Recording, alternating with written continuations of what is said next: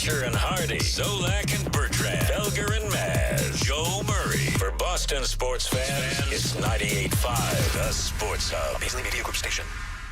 Essential Sports Hub headline presented by Celsius Energy Drinks. A really nice win for the Celtics last night as they held off the Knicks down the stretch for a 123-117 victory at TD Garden. Jaylen Brown scored 18 points in the second quarter and a game-high 42 for the evening. Derek White added 22. Celtics are 12-9. They have tonight off. They'll visit the Washington Wizards tomorrow night. A very strange move overnight from the LA Clippers. They sent future Hall of Famer Chris Paul home in the middle of their road trip and plan to cut ties with him shortly. As for the Bruins, they fell behind 3-0 in Detroit and never quite climbed out of that hole. They lost 5-4 to the Red Wings to split the home and home between the two teams. Alex Steves had a pair of goals for the Bruins in a loss. Hampus Lindholm added 3 assists. The last few games we haven't been scoring as much, so it's nice to be able to help out. But biggest thing is if you want to win game in this league, it's more about keeping the puck out of your own net. We didn't do a good job enough tonight for that. Bruins' next game is tomorrow night at home against St. Louis. Patriots are on their bye week following a Monday night home win over the New York Giants. Yesterday, the team found out that their next game at home against Buffalo a week from Sunday will not be flexed and will remain a 1 p.m. kickoff. And the University of North Carolina has indeed committed to Bill Belichick for another season, despite a 4-8 record this year. Sports Hub headlines are brought to you by Catches Law. At Catches, they specialize in helping those who have been injured not only from a one-time incident, but from a lifetime of hard work and labor. Does this sound like you? Visit CatchesLaw.com. I'm John Wallach on Boston's Home for Sports, 98.5 The Sports Hub. Your next update at 6:30. Here we go. Boom. I win. Kaboom. Yeah. Hit somebody. Oh. We've got a passion for Boston sports. Get angry. 98.5 The Sports Hub. Ladies and gentlemen, I need all of you to stop what you're doing and listen. Toucher You might hate me, but you're listening. and Hardy Don't bother me. I'm at the Pickle Palace. on 98.5. I know what I'm capable of. He said something about peanut butter, right? Yeah. Boning, baby. Make America nut again. That's gross. That's disgusting. Let's talk about cheese. What are you going to have for lunch? I was at dinner with my wife and a friend. Kitty, kitty, pussy, kitty, kitty, kitty. Flap, flap, flap. Shut up, I'm trying to talk to Paul. Toucher and Hardy Good luck trying to put your finger in it when there's a million holes. on 98.5 The Sports Hub. Let's go. Nine. You got to be kidding me. We are Toucher and Hardy. We're in the Town Fair Tires Studios, 617-779-0985. You can watch us live on YouTube or after the show on YouTube. And there's a big running commentary on YouTube that you can echo chamber yourself in, as is everything. The Joe Rogan Reddit, which I became obsessed with for about 5 days and then stopped looking at. Someone asked me the other day, do you go on Reddit? And I said, I find myself looking at things on Reddit when I have a question that I ask the internet. Like I find that to be somewhat helpful, indeed. I do.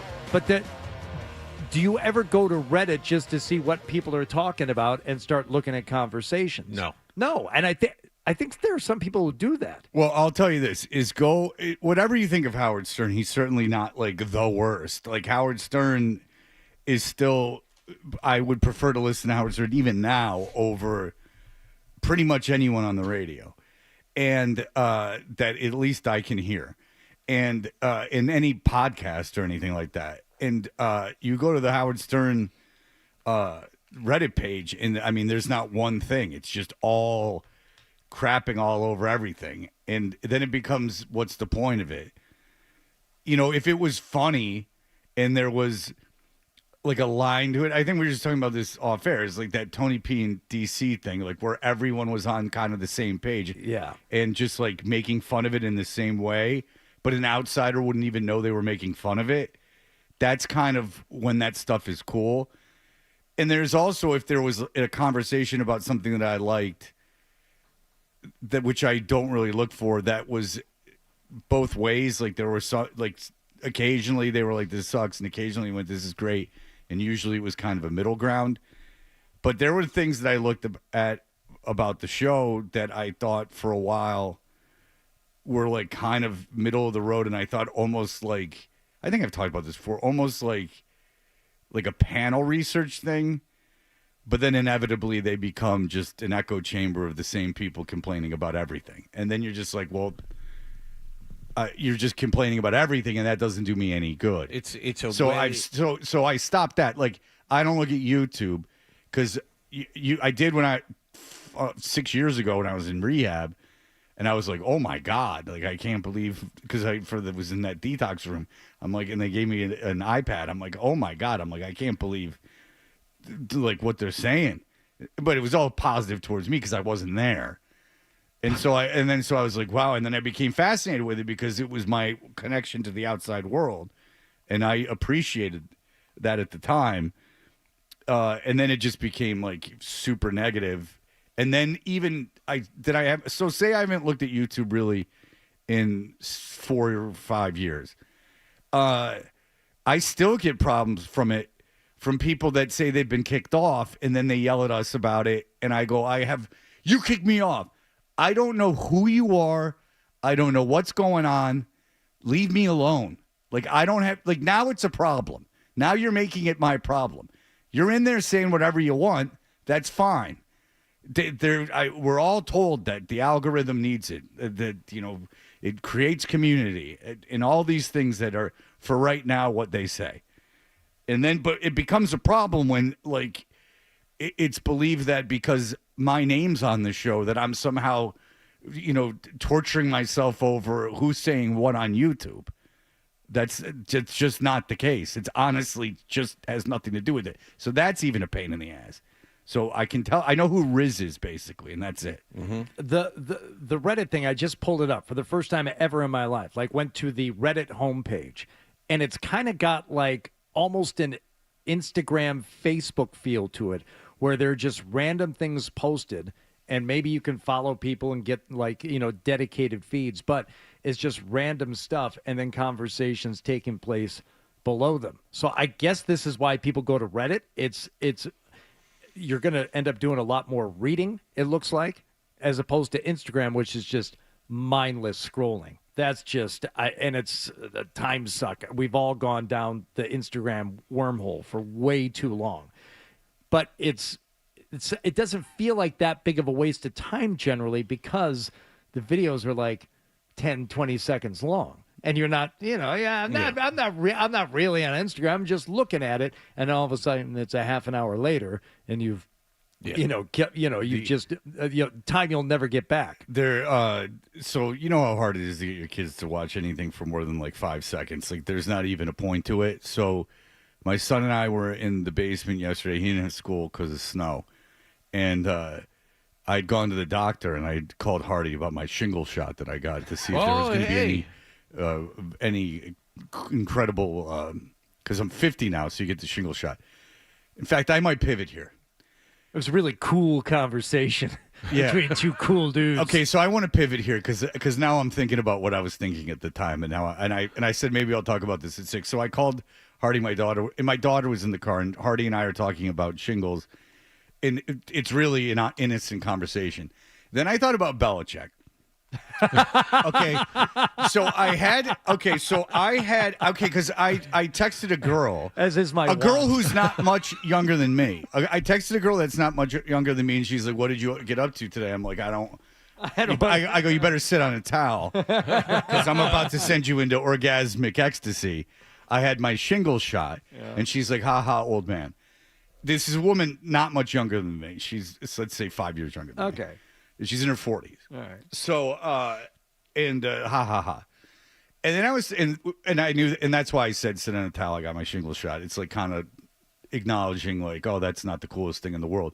But then because I had a physical yesterday and everything was fine with me, but they did give me an EKG, which was fine. And then they, but the thing about being old is they were like, and they didn't try to put their fingers in me. So challenge your doctors if they do. And, make them explain why they can't do a simple blood test, but that's interesting to me. There is a blood test. Now, if that shows something, then is when you would have the doctor's fingers inside of you. And I have been assaulted when I was a kid by a doctor.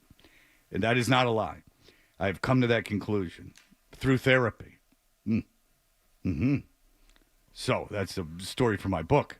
But I got this shingles thing, and then I started talking. Can I get some credit for not laughing? Go ahead. Oh no, I wanted you to laugh. I know. It's like the Bobby Lee thing. That's exactly what I thought of. No, Hardy, don't laugh. I was assaulted repeatedly. Because I was thinking about what I was going to talk to the doctor. She said she was going to try to do a prostate exam, and I was going to say, and I was like, could I say that in honesty, like honestly, like let's finally attack this. And I'm like, yes, I was assaulted. So I said, okay, anyway. So I'm thinking about Belichick. So at 50, you go to the doctor, and if you're not, 5 years ago, things were worse for me. I was in much worse shape. But at 50, like things like they start doing extra stuff. Like you get a shingle shot. You haven't had a colonoscopy, which I've had, but if you haven't had a colonoscopy, you have to get a colonoscopy. Like there's a bunch of stuff you have to do. It's fairly minor stuff, God willing, right? And then telling that to like even like a 42-year-old or a 45-year-old is kind of funny, like of the opposite sex that you're either, having sex with or have had sex with or whatever. And then I thought of Belichick. And when you're Belichick at 73, who's about to be 74, when you go into the doctor, they're making sure you're not going to die. And like they're giving you everything. And they're giving you a lot of medicine. And I don't think there's a 74-year-old alive that's not at least on 7-8 medicines. Like you got to take something for everything. You're on your cholesterol. You're on your high blood pressure. Blood stuff. thinner. There's things, even if you don't have high cholesterol, you're not on a statin. You got to take like a blood thinner and stuff. Like there's just stuff that you got to take when you get older. How the hell, when you're 73, do you tell your 24-year-old girlfriend who you're banging, guess what happened at the doctor today? Like, they're going to have to do like an MRI of my colon to like really knock around to see what cancer's popping in there. Like, they've told me that I got to eat more bran. Like, they've told me that I got to, I should walk more. Like, I mean, and think about when you were 24 and went to the doctor. I do. I smoke. Okay. I drink every night. Like, I mean, when you're 24, who cares? But you see, I wouldn't even go that far, Fred. Ask me about going to the doctor when I was 24. I can't remember going to the doctor when I was 24. That's sort of the point. Is that it's like you could kind of tell the doctor anything and they wouldn't care. But you wouldn't go. I didn't even go. But my point is this, is that the reason that you wouldn't go is because there's nothing to be said. Right. Like they're like, you're 24. Why are you here? There's no procedure they have to do. They're gonna listen to your heart and hit your knee with the hammer, and then you're gonna be on your way. How do you describe? And when you're 74, my parents go to the doctor between the two of them every day. Every day one of them's at the doctor. Every day one of them's at the hospital. There's an ambulance once a month. They're relatively healthy. They're 83. But for about 5 years now, they're popping in that. I'll get a call and go, oh, hey, by the way, your father almost died. And you're like, what? Yeah, he fell down and his stomach exploded. Oh, it's because he was taking Anacin. Yeah, he fell down, Freddie, and it was weird because he had blood pouring out of his nose and mouth and ears. Huh? He became septic. Oh, because he had an ulcer in his stomach that he didn't know about, and when he fell, it opened it up, and all his guts started screaming and streaming, and all the stomach stuff started streaming into his bloodstream. How did it happen? He accidentally took one bare aspirin that he wasn't supposed to. Yeah. No, he'd been taking Anacin every day for 45 years. Anacin. Wow. And so, which I defy you to find Anacin. I mean, you don't see advertising for it. No. So they're like, you live at the hospital. How does it explain that to a 24-year-old? I don't know. Your kids aren't even 24 when you're 73. How does that attractive to a 24-year-old listening to all of that? See, that's the thing, is that if you're like George Clooney and you're like live in southern France and you're involved in a high art world and, these philanthropic endeavors that have you like talking to the Dalai Lama and you're flying out. Like, I see that as like who cares what he's doing at the doctor? Like, what an interesting, incredible life. Right. Like, wow. Like, like a smart girl too, being like, this is like such an incredible way to live life. Like, I can't believe I'm meeting these people. And this guy, I could see worshiping that kind of person. It's not that sexy that he has all these medicine bottles on the counter, but we are going to the Cannes Film Festival next week, so it's okay. I don't mind it. I don't even think it's that, like, contractual. I don't even think it's that you have to separate the two. I just think you don't pay attention to stuff like that when, like, you know, you wake up in the morning and you're having espresso, like, on, you know, staring at the beaches of southern if you're staring France. at Lake Como out your backyard, that's one thing. Right. Like, it's just, I just think that it's like this, and darling, we're going to like this ball with the, you know, royalty of France, like, while we go, you know, da-da-da-da-da. You understand what I'm saying. But Belichick, like, hanging out in Chapel Hill. That's the thing. Number one, you don't get that you know, lifestyle that Clooney can afford you. But number two, don't you think Jordan is more contractual than other people would be? Like, for her, she's weighing these things. She's looking at them and doing the checks and balances when it comes to stuff like that, and she has to be realizing now, oh, this is not balancing. No, they had these things on TMZ of her filling up her gas tank in her cheerleader uniform, which is the least hot thing I've ever seen in my entire life. I swear to God, I swear to you. I swear. I haven't seen this. Remember when I told you? Were they not good colors? What? What's the problem? Remember? And then they had like a little dig on her that were like they called it her small top, and that was a double entendre. And so, but I will tell you this: that remember when I was at the baseball game with my son a few years ago. You were around, and you might not have been around, Hardy, and there was a guy there that all these kids were getting their pictures taken with. He had a full Los Angeles Angels uniform That's right. on. I remember this story. And he was an adult male. This is at Fenway. I Yes. remember this. And yes. My son got his picture taken with him. But before my son got his picture taken with him, I was like, oh, there's like a guy here who must have been taken by like a charity to this game because he's in a full Angels uniform. Now, it turns out he's some guy who is viral for collecting foul balls. Whatever. But if I saw Jordan at that gas station, I would have thought, oh, wow, they let her drive. And you know exactly what I'm talking about. Yeah. Like, oh, no, they let her drive. All right. Donovan is in Kansas. He's been waiting 24 hours to make these statements. Donovan, go ahead. Hey, so yesterday, Fred, you were saying, what if Marcus Jones doesn't return that punt for a touchdown? What if they don't call that penalty on, what was it, 3rd and 1, I think it was going to be? No, I never said 3rd that. and 1. I never said that. Yeah, you did. What penalty on 3rd and 1? The late hit on Christian Ellis and penalty the 15-yard penalty on the Giants for retaliating for the Ellis hit. So instead of 3rd and 1, it was 3rd and 16. Oh, okay.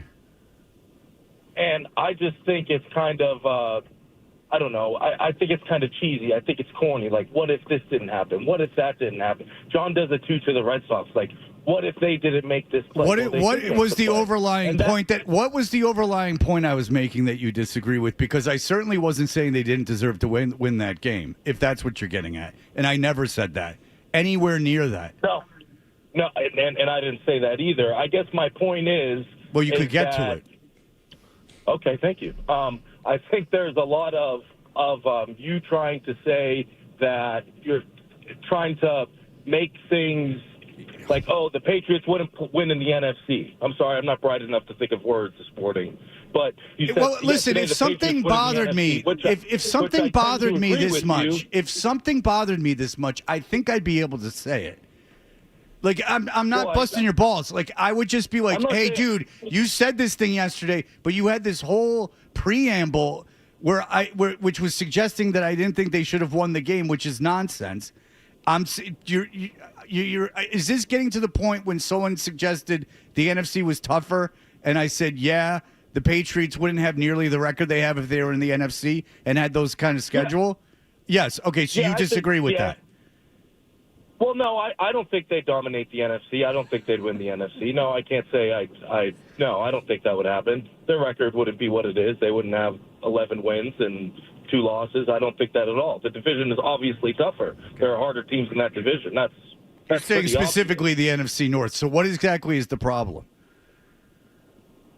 I don't know, honestly. I'm on my way to work, and I thought I'd bust some balls. Oh, boy. Because I got a lot of emails about this, and I really just... I listen to you guys every single day. I mean, well, I appreciate it, Donovan. Donovan. Favorite thing. And thank you, Donovan. I agree with you it. 90% of the times with the things you say. I guess it's just I listen so much. I hear that a lot. And the what if this, what if that, and I just don't agree with that taken. No, I understand. And maybe when I was, people were insisting, well, it took the Lions overtime to beat the Giants, and I was saying, well, this game could have gone a little bit differently. Not that they didn't deserve the win or that they came anywhere close to losing. And by the way, the Lions won that game too. What happened is this, Donovan, and I think the reason I took your call is you were not alone. But what is funny is I'll get emails and they'll go, you're slamming on the Patriots, and I don't think that's fair at all, because I said for the Patriots all year long. The Patriots are a good football team. Drake May is really good. I don't think that at all. Okay, so thank you. That's rational. And then I didn't come in with guys, we're going to talk about if they were in the NFC today. Callahan was in. I think he said something like, "This isn't the NFC is like the Eastern Conference of the NBA. That's all the good teams are in the NFC." Yes. And we were talking about what a coup this is for the Patriots because, wow, is Baltimore? I don't think Baltimore is good at all. Kansas City might not make the playoffs. You beat the Bills already. All these teams that were supposed to be juggernauts. So that conversation goes into that. So wow, you could really make the Super Bowl. So we've had that conversation. That conversation exists and was repeated. So then it goes, then just as people do when they're talking, you go, oh, well, what if they were in the NFC? And then we start going through the NFC, and I go, you know what? If they were in the NFC Central, I don't know if they could beat the Lions or if they could finish ahead of the Lions or Green Bay.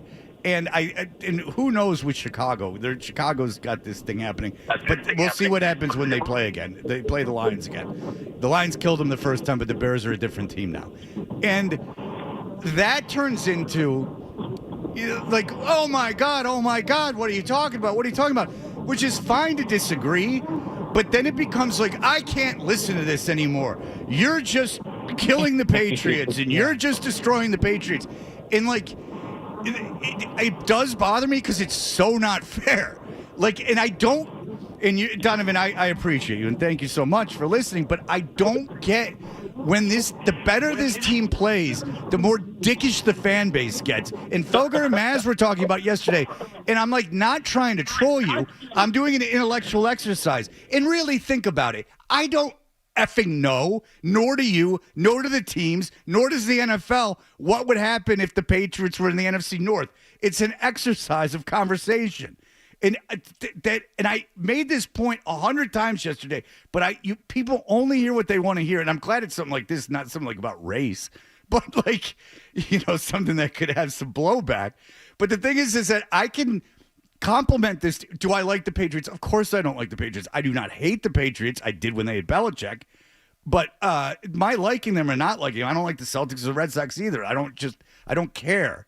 The thing is that the better they play, you've gotten in Felger and Mavs are talking this, the more you've gotten into this circle of I got to find something to latch on to think that people are disrespecting my team. I got to find, because that was so fun back then. And that's really what it is. And I think if you look honestly at yourselves, that's what's going on. Because I can say Drake May will be MVP. They could make the Super Bowl. And then all these things. And then someone else goes, yeah, the AFC's wide open. It's like the Western Conference of the NBA, and the NFC's the Eastern Conference. And then we follow through that and start talking, and I'll just put myself out. And then I go, yeah, I don't think they're as good a team as the Lions necessarily. Now, Amon St. Brown is hurt. They have problems on their offensive line. Who knows? But certainly at the beginning of the season, you do not beat the Detroit Lions. Maybe you do now. I don't know.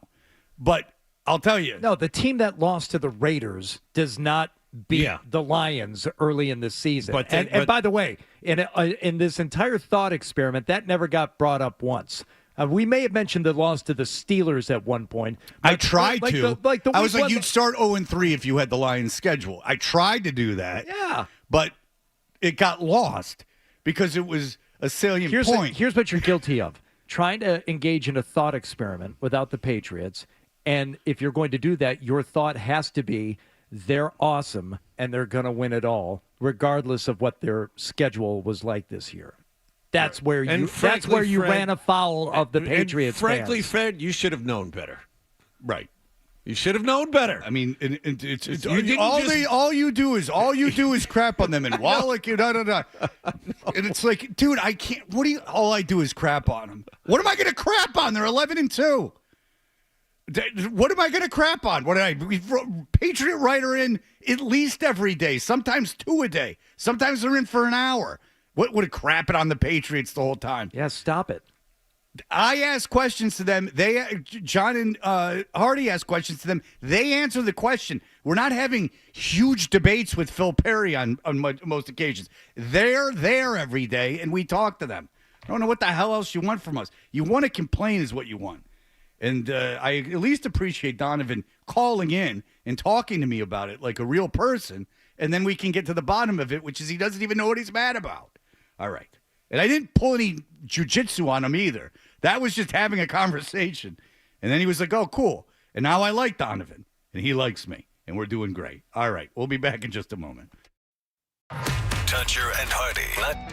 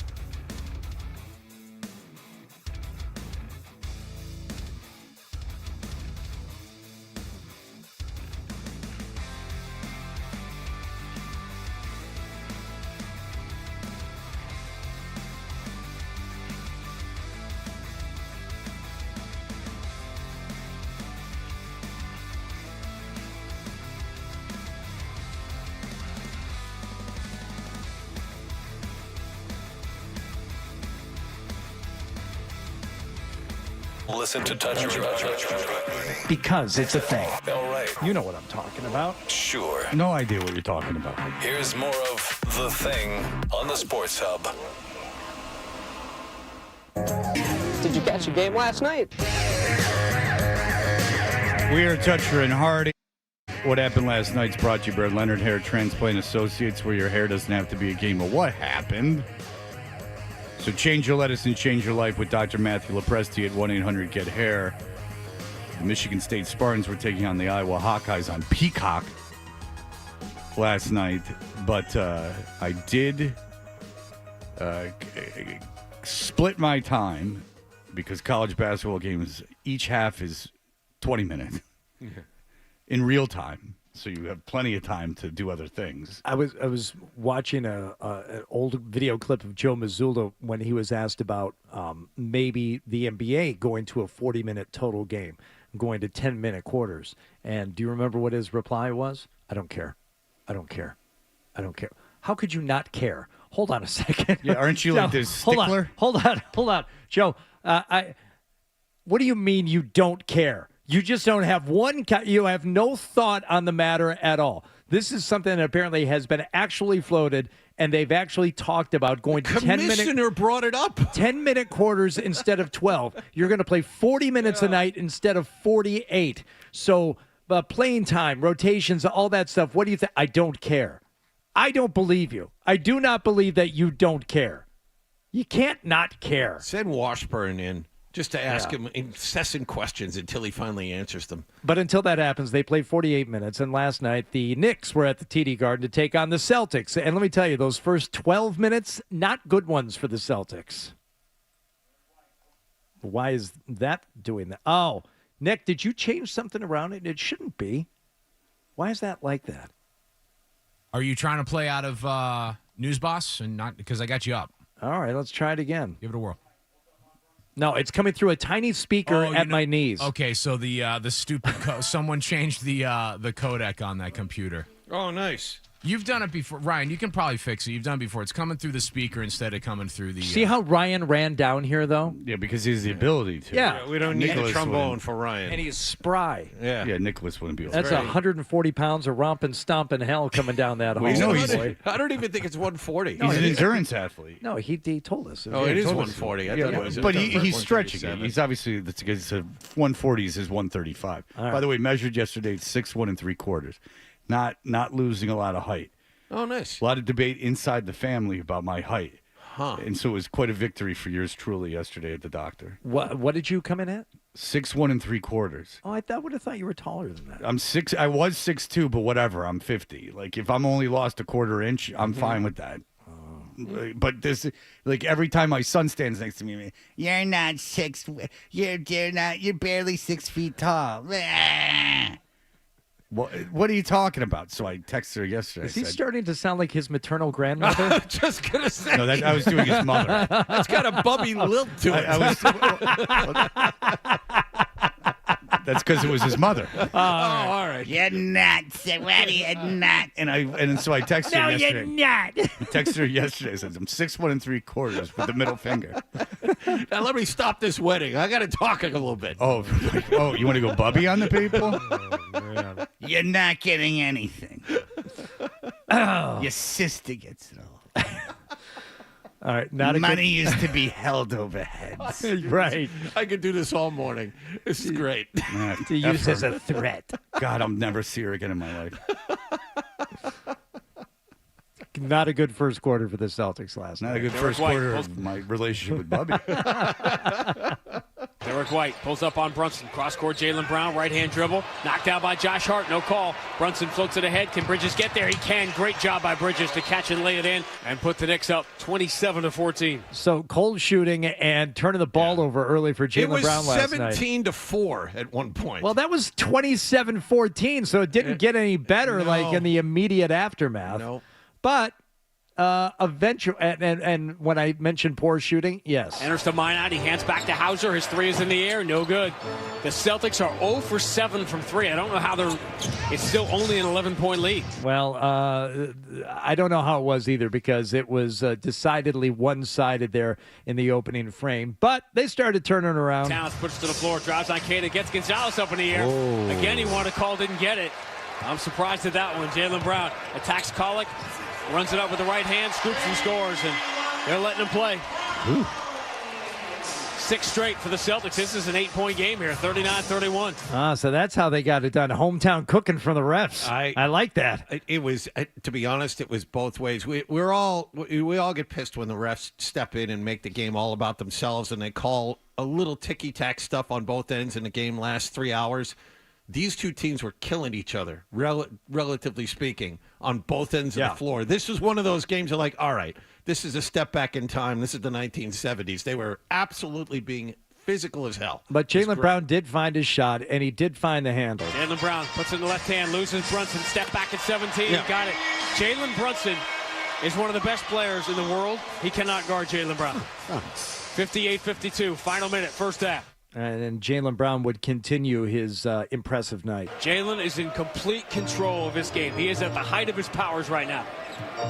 Jaylen Brown, jab step on Robinson, turns him to the right and knocks down the 18-footer. He is in complete control of the basketball game. Man, that man was on the dance floor and he had skates on. 37 for Jaylen Brown. Boston by 12. Harkening back to the late 70s, disco skate era. Yeah. Yeah.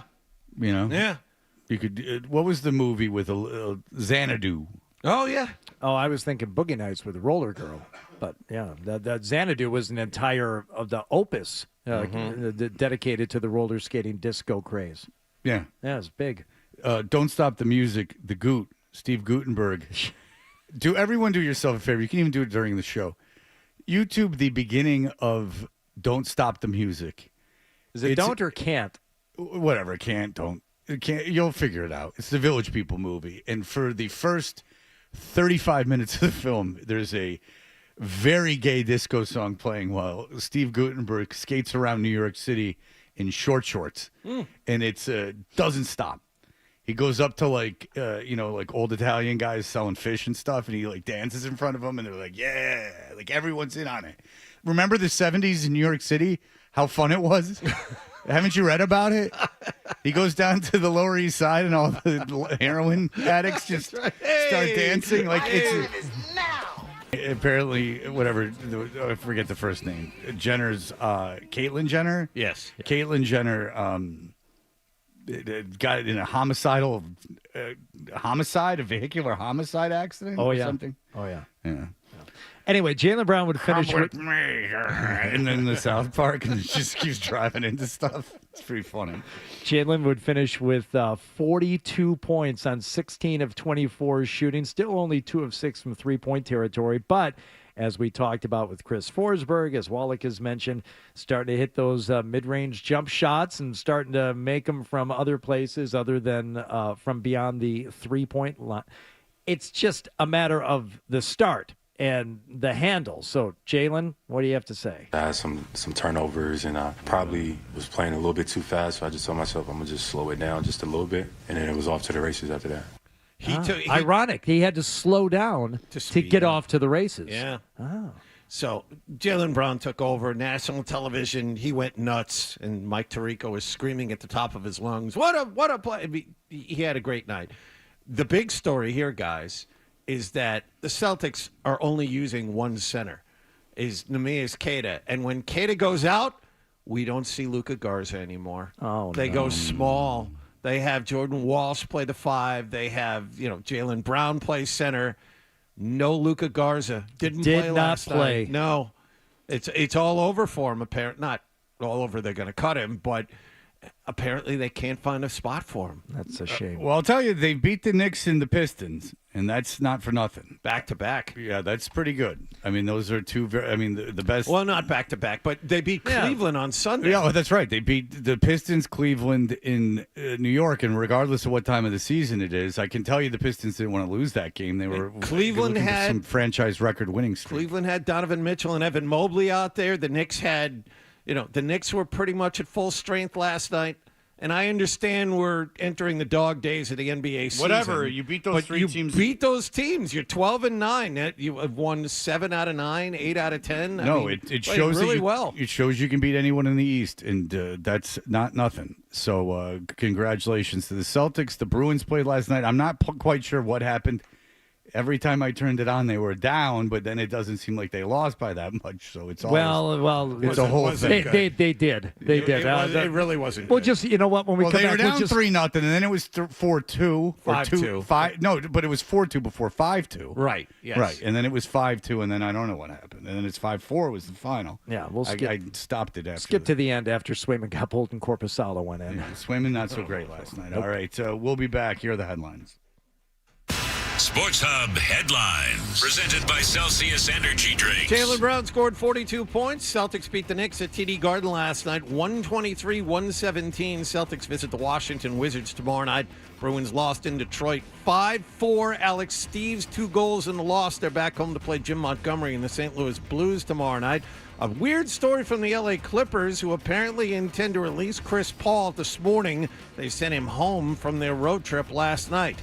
Patriots found out yesterday their home game against Buffalo a week from Sunday will remain a 1 p.m. kickoff, and the University of North Carolina has committed to Bill Belichick for another season. The Tar Heels went 4-8 in his first season. Sports Hub headlines are brought to you by Dr. Matthew Lopresti and Leonard Hair Transplant Associates, the hair doctor of Hardy, Rob Ninkovich and Kristen Fourier. Call 1-800-GET-HAIR for your free consultation. I'm John Wallach on Boston's Home for Sports, 98.5 The Sports Hub. Your next update at 7 o'clock. Stay tuned for more Toucher and Hardy on the Sports Hub. Wendy's has new...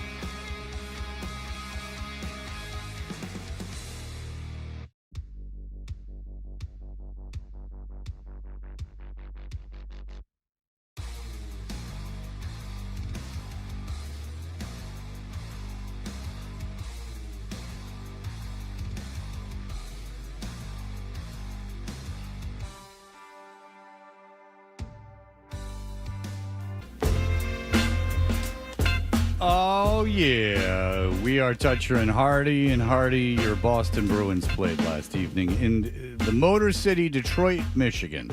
That's right. As the two original 6 teams squared off, and the Red Wings were having their way with the Bruins early on in this one. Puck will get cleared up ice, and here's Van Riemsdyk sneaking behind everyone. He shoots and scores. James Van Riemsdyk from the top of the left circle beats Swayman. It's 1-0 Detroit. You know, Van Riemsdyk and Kane, the top 2 picks of the same draft, both on the Detroit Red Wings. And after about a 200-foot pass that allowed Van Riemsdyk to get down the left side and just get one past Swayman there, it would not get better as the Red Wings would build themselves a 3-0 lead. But the Bruins started clawing their way back in the second. Loved by Lohrei. Pass ahead to Steves. Finds Geekie coming in across the line. Here's Hampus Lindholm moving to the high slot. Shot saved. Rebound score. Steves on the rebound. And the Bruins are back within 1. All right. It's a 3-2 game at the 15:38 mark of the second. What do the Bruins love to do after they score a goal? Give one back. Up the near side, Finney gets the pass, turns up ice. He's got Raymond handing off to Larkin inside the Boston zone. Sherratt down the middle scores. Bruins pushing at the other end. Red Wings come back and get right back up by 2. 37 seconds after Steves made it a 1-goal game, the Red Wings made it 4-2. Now, you mentioned, Fred, how did the Bruins manage to make their way back after Raymond would score 4 minutes into the third for the Red Wings and make it a 5-2 game? Well, Hustadinov scored, but it was very late in the third period with about 5 minutes left. They put the extra skater on, and Steves would get his second goal of the night to make it 5-4, but at that point there was about 9 seconds left on the clock. The other thing is, I mean, you look at the Bruins lineup. Look at what they put out there last night. Pasternak's out, probably going to miss the rest of this week, according to Marco Sturm. Zacha just came back. He's not full speed. Arvidsson just came back. I think last night was his first game after missing 7. You still don't have McAvoy. And then I think Zadorov basically got himself kicked out of the game early in the third period. He got a 4-minute double minor for roughing and a 10-minute game misconduct with about 13 minutes left. So, I mean, the crew that finished the game, not exactly the A-plus crew that the Bruins were hoping for, and they weren't busting for depth anyway. I mean, these nights are going to happen. You're not what you would hope to be, and Swayman wasn't great last night either. So when that happens, what you see is what you got last night. Now, is there any? I know McAvoy's skating, but is there anything like any kind of update on his progress? Originally, and you guys probably know this, Emily Kaplan had a report a couple of weeks ago. They thought the theory was that McAvoy was going to be back by the Olympics, which is in February, and we're still about 2 months away from that. I wouldn't expect, based on that report, I haven't heard anything different. He might be skating, but maybe he is skating. I saw video of it. Maybe it's a healing thing, but I don't think he's close. Is he skating on the ice, or is he skating down the streets of New York City with a transistor radio in his hand? Is he roller skating? To the sound of the city? Yeah. Because those are two very different types of skating. I mean, he had a smile on his face. Our guy's coming up out of manhole covers and getting a look-see as he goes by. And then steam comes rising up around them. Oh, yeah. Which is the steam of hot gay love. That's redundant, by the way. He was, well, there can be cold, calculated gay love, too. I don't know. Oh, it can be manipulated. Not in my experience. Ask our friend in prison, that the booty bandit. He might disagree with you. But I tell her the truth. I miss booty. Yeah. All right. No, he was. I saw the video. There was a coach on the ice with him, and he's standing on the ice, and he's passing him the puck, and he's screwing around with the puck. I saw it, and that was a couple days ago. So I don't know. Can't you wear a face shield? This is all going to sound really dumb, but can't you wear like a face shield? Sure. So I don't know. I don't know. Char broke his jaw, had the face shield on, played during the Stanley next Cup night. Finals. Yeah. Yeah, that's the Stanley Cup Finals. I wouldn't expect him to do that. But Wire cutters on the bench in case he had to vomit. That's right. Snap that jaw open. Yeah. Whoa. Yeah, that's not probably very fun. But Bergeron played with a broken rib and a punctured lung, so you got to – I wonder what the amount of opiates flowing through his body during that game was. Had to be an outstanding collection of drugs. Campbell didn't play with a broken leg, but he finished his shift with a broken leg. I was at that game. That's crazy. Yeah, Campbell We saw that. I think it was New Jersey. Somebody tore his ACL and finished the shift and actually assisted on a goal before he was helped off the ice and went to the locker room. I forget who it was. The ACL is bad. The broken leg is worse. Yes. He couldn't keep his – he had to use his stick to keep himself up. Wasn't he killing a penalty at the time? They were killing a Yes, penalty, that's right. and Campbell had snapped his leg. Yeah. And he had to hold himself up with the stick. It is Like odd. a crutch. It's not like football where if you go down, they'll stop everything. Even basketball, my God, they'll open up the roof and let a helicopter in. Well, your precious baseball, too. If you get so much as a hangnail out there on the mound, they're like, whoa. Hold on, guys. Everyone just take a breather here. Yeah, but you're not allowed to come out there a lot. You're only allowed to come out there a couple times. New rules. New rules. All right. When we come back, there are no rules when it comes to college football. By the way, the transfer portal is open, even though the playoffs have yet to begin. You haven't even had the conference championship games yet. The portal is open. The signing days and everything else. Coaches are changing teams, and Paul Feinbaum is not running for the U.S. Senate. Have you read that? No, is that right? That's brand new. Paul Feinbaum has decided against running for the U.S. Senate. He was kicking that idea around. Well, and he yesterday, said no. Stacy had called in a couple of times and tried to get Paul in a gotcha moment when he said, hey, Paul, you talking about Lane Kiffin not being there. You may not be here next year, Paul. Yeah, Paul. Stacy's actually the reason he used when he made his press conference about staying out. Cited him as an advisor. Yeah, well, Stacy called into Paul Feinbaum yesterday and a couple days ago, and we'll have that for you in just a moment. More.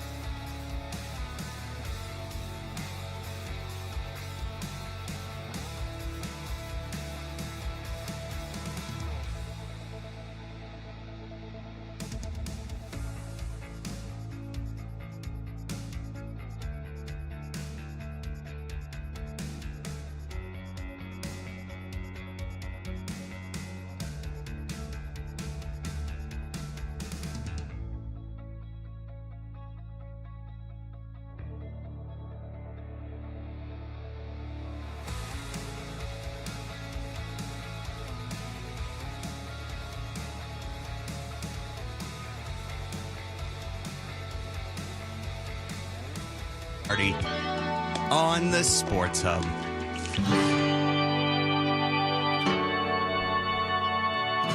Oh, the internet.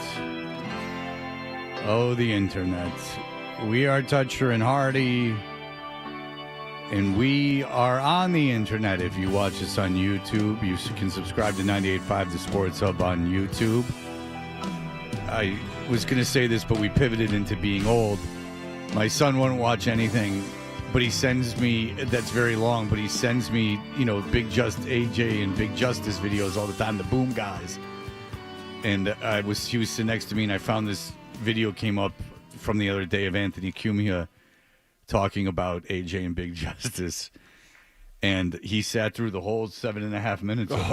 Boom! Boom! Boom! Boom! So there's this thing that he calls into question too, where AJ and Big Justice and the daughter and the wife go into this storage facility for their own storage wars, and they find they found a Ronaldo jersey signed, and they find Pokemon cards because the kid's into Pokemon cards, and calls into question some of the validity of what they're doing. But there's a point where the mom, not one of the kids, but he says things about, but the mom goes like, "Oh my God, what's that? What's that? What's that?" And he just goes, "Food." We bring the boom! That's what we do! He goes, what is that? Food. We're Costco guys. Of course we go shopping while eating a chicken bake. Yeah, that poor kid. And every time my son sends it to me, I just go like, what is the game plan, man? Poor kid, but not as poor as some other kids. Oh, we're so sorry to hear about your brother that passed away. He gets 5 big booms. Do you think that this is going to be like a asterisk on the life of Western civilization? Humanity, yeah. In that like, they'll go, remember when Instagram and TikTok were new and we were watching like the most idiotic crap? Like, remember when we all knew who AJ and Big Justice were? Sure. I'm hoping that society evolves to that point and not downward. You know what I'm saying? And it doesn't invite more of it. They go, hey, we're at the Empire State Building. And it's the dad and the kid, and they're like, yeah, look at this, King Kong, oh, and you're just watching it, going, like, Teletubbies is Faulkner compared to this. I mean, who's what? It's got to be entirely people just scratching their heads. There's no one that's going. I am quite confident in this. There's no one that's going, this is good stuff. Like, this needs to be seen. Boom! Boom! Yeah. Boom! Boom! And here's where the dad,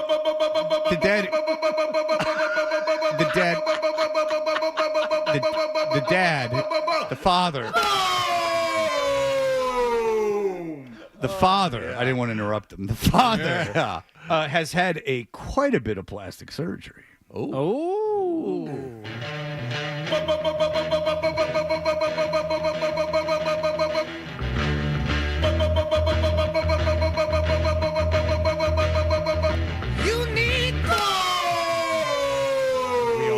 So you're working at the chair company or something or whatever. You're working at the company that develops malls. Guy comes in for an interview. He's 30 years old. Like, hey, what's your name? Like, Tom Berlini. Oh yeah, hey, you look familiar. No. No. You look I get familiar. that a lot. No, I got a familiar I get face. that a lot. I said, all right, so let's see. You got a bachelor's from Hofstra. You got some experience in there. I'm gonna have to do a background search on you. No. Whoa. You didn't put down that you have any criminal record. No, I don't. Okay. Do you have any social media accounts? Yeah. Do you have any? No, not anymore. I tend to stay off of that. You look familiar. Well, look, just between me and you, you look like you might be overqualified, but we'd love to have you. But I just gotta dot some I's and cross some T's. We'll see you. 3 days later. Hey, you guys have never called me back. Yeah, Big Justice. No, can't take you on at the firm. Not going to happen. All right. Boom! Boom! Boom! Boom! Food.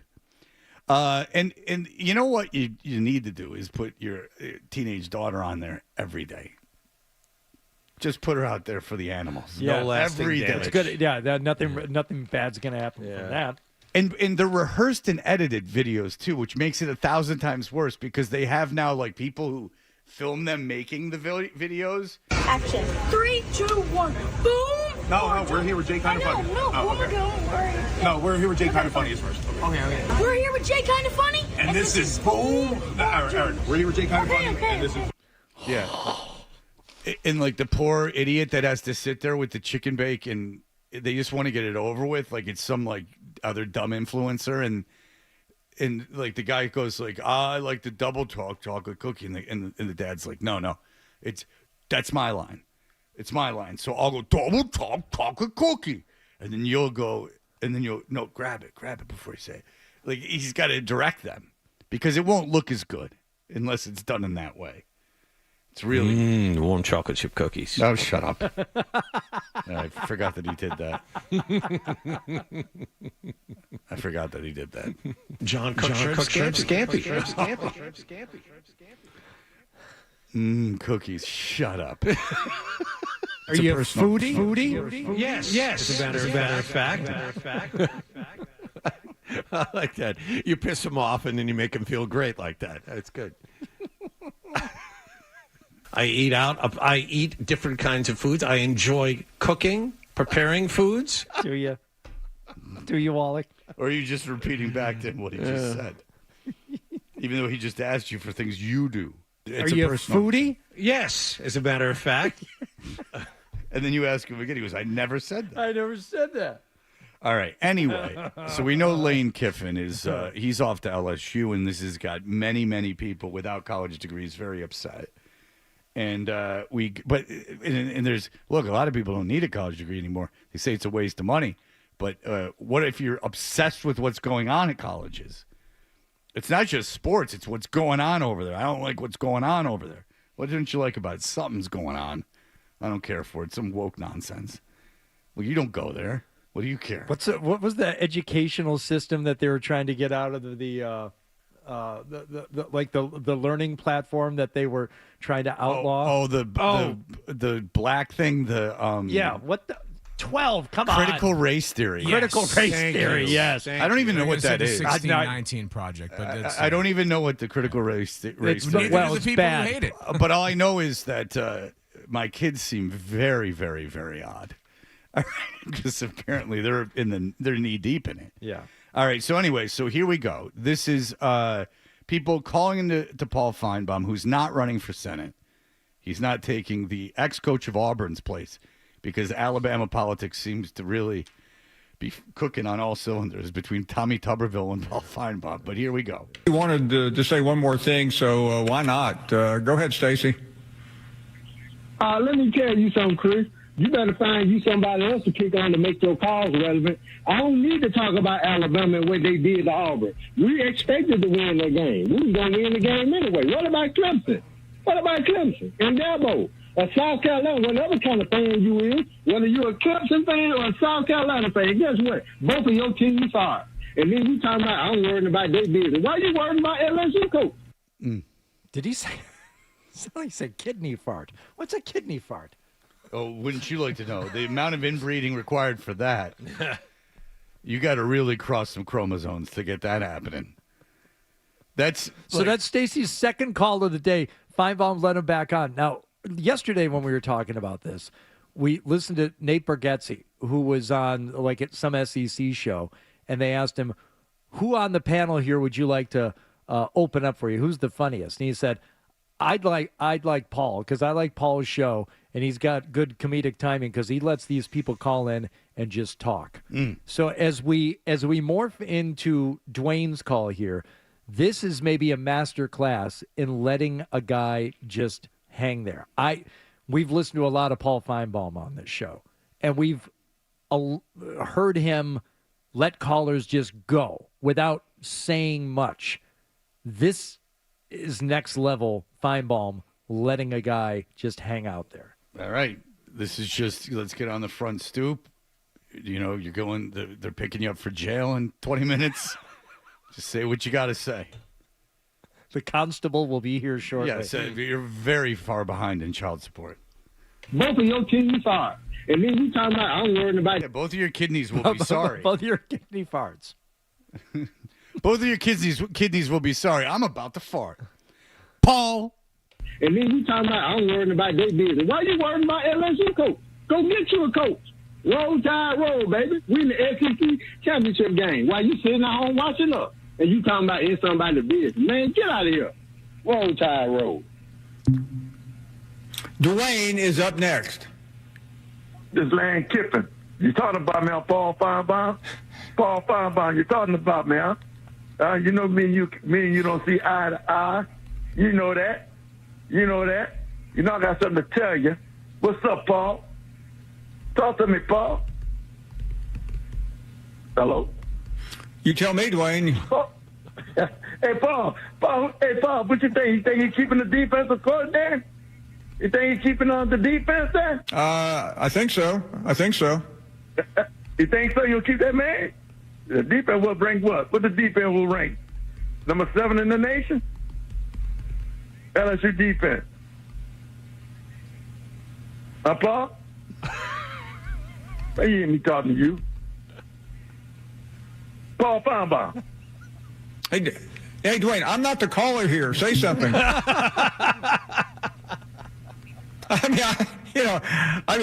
I'm not complaining. I'm not like Aaron Andrews complaining about missing holidays here to do the show. I'm just saying that you're the caller. Say something. I'm the host. I'm not supposed to make your call. His whole call was, "Hey, Paul, I know we disagree on something. What do you think about defense coordinator?" Talk to me, Paul. Talk to me, Paul. I'm so alone. Paul, hello. I get one phone call. Hello. Paul. Hardy, I listened to that call probably 5 times to figure out. I think he's opening it with a bit. I think Dwayne is telling Paul, he's like, "Hey, this is Lane Kiffin. I'm calling in as Lane." He's like in character as Lane Kiffin, which is insane because Dwayne calls the show. I thought it was Lane every day. Wait a second. Let me hear it. Paul Feinbaum, you're talking about me, huh? Okay. Yeah, a little bit. Bring it back a little bit before that. Oh, all right. Here we go. Let's find out. Dwayne is up next. This is Lane Kiffin. There. This is Lane Kiffin. Yeah. Sure. Sounds just like him. Oh, I understand. So he's doing a bit. Dwayne's doing a little bit. It's like Randy Moss, coming on his brother. Jacob. That's right. Yeah. Hey, this is Robert De Niro. What up there, Paul? Hey, Paul. Hey, Paul. This is Gerard Depardieu. Hey, Paul, this be President Trump. Hey, Paul. Paul, this is former governor of California, Arnold Schwarzenegger. I'm bodybuilder, Paul. Hey, I'll be back, Paul. Hey, Paul, I'm that silly fool, Danny DeVito. Look at me, I'm all little. Hey, Paul. Hey, Paul, I'm America's treasure, Emily Blunt. Paul, you there? Paul, look at me. Paul, look at me. I'm Dracula. Hey, Paul. I be Dracula, Paul.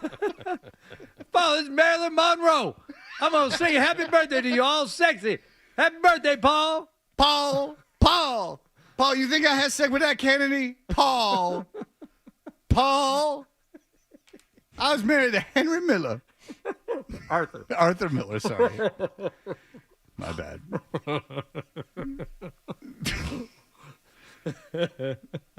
Paul, this is J.D. Salinger. I ain't dead. This is Lane Kiffin. Yeah. This is Lane Kiffin. Paul, this is Richard Nixon. I'm not a crook. I ain't no crook. I ain't be no crook, man. It's Richard Nixon. Man, I'm getting this helicopter fly away. Shoot. Paul, this is Fonzie. Hey. Man, this is Fonzie. Yeah, and hang on the phone 1 second. Hey, this be Jack Tripper. You know, Paul, I got 2 ladies live with me. I ain't gay. This is Lane Kiffin. You talking about me on Paul Feinbaum? Paul Feinbaum, you talking about me, huh? You know me and you don't see eye to eye. You know that. You know I got something to tell you. What's up, Paul? All right. He didn't have a lot of material. It was more just getting the voice way down. Hey, Paul, this is Hamlet. Yeah, you be, I not be. Ah, poor York. Poor son bitch. Yeah, Come on. Paul let him hang himself. That's right. He just said, I'm going to not say a word. RJ, go ahead. Hey, Fred, I'm usually on the same page as you, and I'm not trying to sound like a biased Pats fan because I like to keep it, 100. But that being said, your Lions take yesterday, man, come on. Okay, I will do this exercise once an hour because we did it at the beginning of the show. I can't believe you didn't hang up on him when he said he wanted to keep it 100. Okay, but let me talk to you, RJ. Okay, what exactly are you upset about? Okay. First of all, they would not be able to run the ball on us. Second of all, we would be able to throw all over them. Okay, we have the better coach. We have the better quarterback. The Lions aren't what they were last year, Fred. I agree with you a little bit that I think we would be a little bit different. The argument is the argument was if the Patriots had the Lions schedule, what would they be like? Would they have beat the Packers in Week 1? Remember, they lost to the Raiders. No, they wouldn't beat the Packers. Would they have beat the Bears in Week 2? Would they have beat the Bears Would they have beat the Bears in Week 2? Fred, would they have beat the Ravens at the Ravens in Week 3? Frederick, don't be patronizing. I'm going through the exercise with you, and you're patronizing me. I'm not. What exactly is your problem from what I said yesterday? My problem is that I thought, and I'm sorry if I'm wrong, I thought that you said that on a neutral field, the Lions would destroy the Pats. I thought that's what you said. I completely disagree with you if that's what you said. If what you said is if we had the Lions schedule, we wouldn't be as strong of a season so far. I do agree with that. Well, I'm glad you called in because I don't know what you people do to formulate these things in your head. The point was this. I didn't bring it up. Andrew Callahan, who covers the Patriots and think they can make the Super Bowl, which I agree with, was, wow, the Patriots could make the Super Bowl. Look at the AFC. Then we went through the exercise. The Chiefs might not make the playoffs. Baltimore's a bad team. The Bills, you've already beat. Okay, I don't. But I'm just taking you through what happened. The Bills, you beat them already. Wow. The NFC is a lot tougher. Yeah, if the Patriots were in the NFC and they had to play one of those schedules, things would be a lot different. Then what? And then I said, of course. And then as an example, I went through the Lions schedule.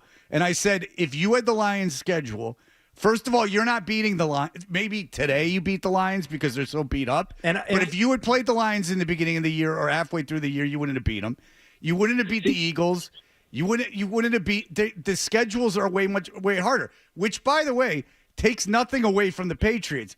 But you do have this instinct, and that is when the team is doing well, you enjoy the Deflategate stuff so much that you look for – Felger and Maz were talking about it – that you look for things to complain about.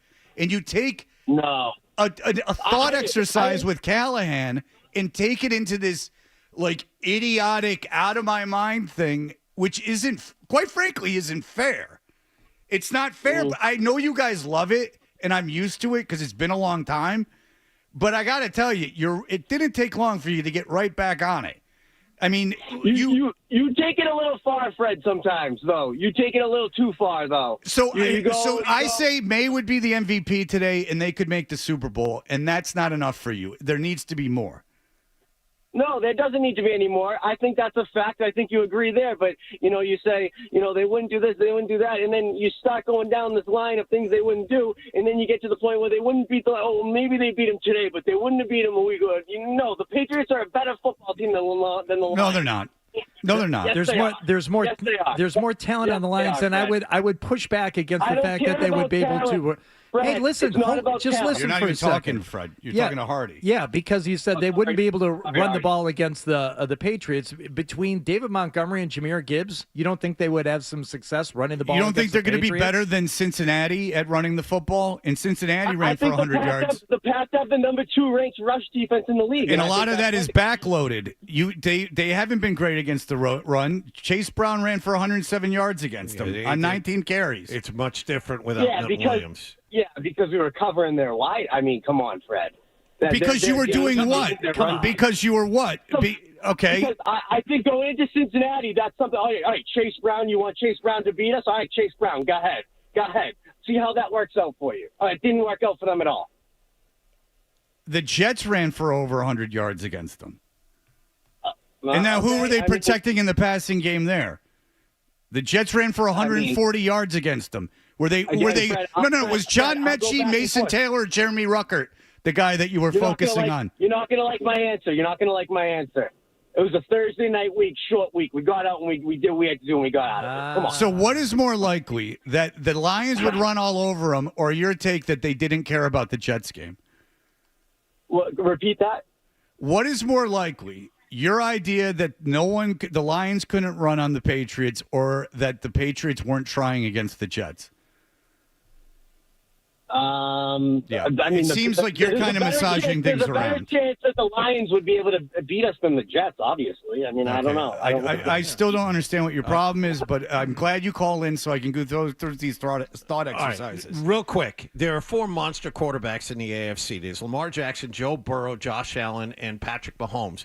3 of those 4 might not make the playoffs. When is that going to happen again? Usually, if you're a playoff team, you're going to have to face at least 1 and probably 2 of those guys to get to the Super Bowl. It's like you're going to go to the Super. You could very well go to the Super Bowl, but that's not enough. You'd have to go to the Super Bowl if you're in the NFC North, which was just a thought exercise. And you could disagree with that, but everyone gets so upset. It's totally asinine. All right, we'll be back in just a moment because Mark Daniels will join us.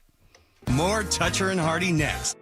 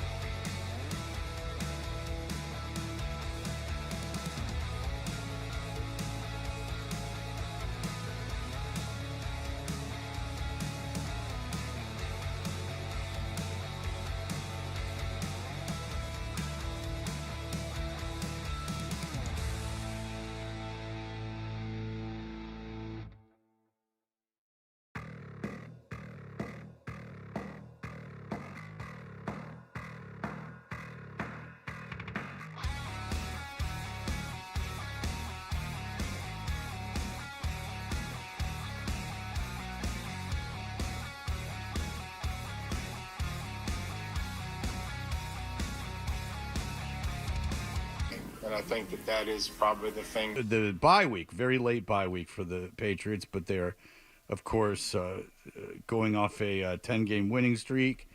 What's going on, Mark? Thank you for joining us. Hey, guys. Good morning. How's it going? It is going well. Albert Breer tweeted something out, or Instagrammed something out yesterday. It says, what I'm hearing, and he's talking about Will Campbell. This is a very significant injury. He has a grade 3 MCL sprain. That essentially means his MCL is torn. That is what Albert Breer is reporting. Have you heard anything on Will Campbell? That's interesting. I have not heard that, but I think it probably not a surprise. You know, he got carted off a field with a towel over his head, and his teammates are all very somber in Cincinnati. I mean, you know, just like from watching it, you know, I think we've all watched a lot of football, and when someone's basically crying as they get carted off the field with a knee injury, you historically think it's pretty bad. So the reporting on that, guys, has been all over the place, right? Remember that first week it was Will Campbell could be back in a couple weeks, but Jared Wilson might be out 4 to 6 weeks, and then all of a sudden it flipped to where Will Campbell's going on the IR, but Jared Wilson isn't going on the IR. I mean, it's unfortunate if he doesn't come back. I mean, who knows? I don't know anything about, a grade 3 MCL. Well, here's the deal is that we got a lot of blowback because I said if it's a sprain can mean a lot of things. Yeah. And if it's a grade 3 sprain, a sprain is the fraying of the ligament. So if it's an MCL sprain and it's severe and it's frayed enough, just because it didn't snap doesn't mean that it's not something that requires surgery, which I got to tell you, Mark, for whatever reason, was not very popular with our audience. But it is indeed a medical fact, which no one wanted to hear. But now that he is on injured reserve and is indeed being reported, it's a grade 3 MCL sprain, which, ladies and gentlemen, without any opinion, only that of the medical industry, is by definition of tearing of the MCL ligament. Do you think people should apologize to me, Mark? I think so. I think everyone owes you a big apology. Thank you. Or how about the unpopular opinion of if it's better for Will Campbell to not play this year and recuperate for next year, or do they take the chance and needs to come back for the playoffs stuff? Which is also, if I was Will Campbell's agent, there's not a chance in hell if he has a grade 3 MCL sprain, he's playing again this year. Not a chance. No way, no how. That thing. If they don't repair that surgically and it is a grade 3 MCL sprain, which is what's being reported, how would I know? I don't know the guy. I'm not in the facility. But if that's the truth and you invested that much in this kid, hell no am I playing that kid again. Well, if you're Will Campbell's agent, he had a toothache, you'd tell him to sit out for 2 months. So, I mean, we can't. No, he could miss 1 day of practice. We can't take what you would say. No, he could miss one day of practice. What my issue is with you, Fred, and I think a lot of people, is your refusal to engage in the power of positive thinking. And you just won't have a good thought for this kid and think that maybe he's going to be okay. Mark Daniels, do you think I willed this injury into existence? Yes! If you have that much power, if you could wield more money into existence for me, I would love that. Well, I'll think about it. It depends the favors you bestow upon me. All right, but let's keep on the offensive line. Looked pretty good against a very good Giants pass rush on Monday night.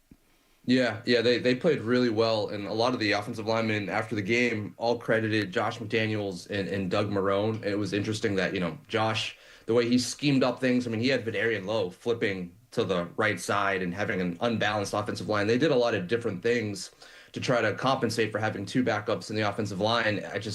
Having a very good offensive coordinator has been a lot of fun to watch, and I thought we saw some of that when it came to playing with 2 backups, but even the Doug Marrone thing, a lot of players are praising him for how prepared everyone has been. It actually made me think of, and I don't want to compare Doug Marrone to Dante Scarnecchia, but every time back in the day when the Pats had an injury in the offensive line, it was always, well, the Patriots have Dante Scarnecchia and everything's going to be okay. And hearing all these offensive linemen praise their position coach, it was like, wow. I mean, Mike Vrabel's put together a really competent staff, a really good staff, to the fact where people are praising their position coaches after the game. So, yeah, very impressive. And honestly, the Giants record is what it is. They still have 2 Pro Bowl players on the defensive line with Dexter Lawrence and Brian Burns. And, it was even the sacks the team allowed, they weren't on any offensive lineman. It was like there were like 2 you could put on the team / Drake May, and 1 you could put on Travion Henderson, and that was it. And I had Lowe and Ben Brown down for a quarterback hit apiece, but yeah, it was very impressive. It's funny you mentioned Dante Scarnecchia because David Andrews was on with Zoe and Beetle yesterday, as he is on Mondays, and he brought his name up just in conversation. And even now, when he mentions Dante, he kind of gets a little lower in his chair and starts to speak a little softer, like, "Oh, Dante would get so mad at us." Reverence. Dad would have been upset. All these huge 6 foot plus, 300-pound plus guys were so terrified of Dante Scarnecchia. But the thing on the offensive line, Mark, all the things I was worried about, whether or not they were going to have to pull a Hunter Henry over and help with protection on the left side, or were they going to re-scheme things? And you mentioned one thing, but one thing I didn't notice was Drake trying to get the ball out much faster than he has been. I didn't see any of these things like come to fruition. So was there anything else that they did, or did they not have to make up for any deficiency on the left side because they just played well enough?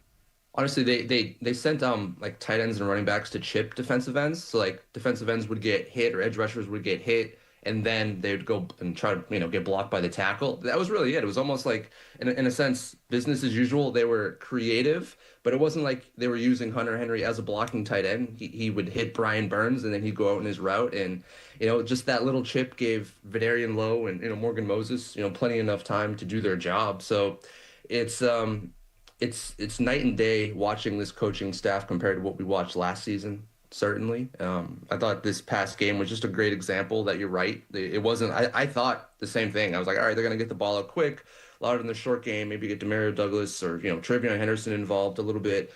Nope. Drake May was still looking like an MVP candidate and throwing downfield. And it took some, creative plays. They would put, a tight end in the backfield and have him chip the edge rusher and he'd go out in his route.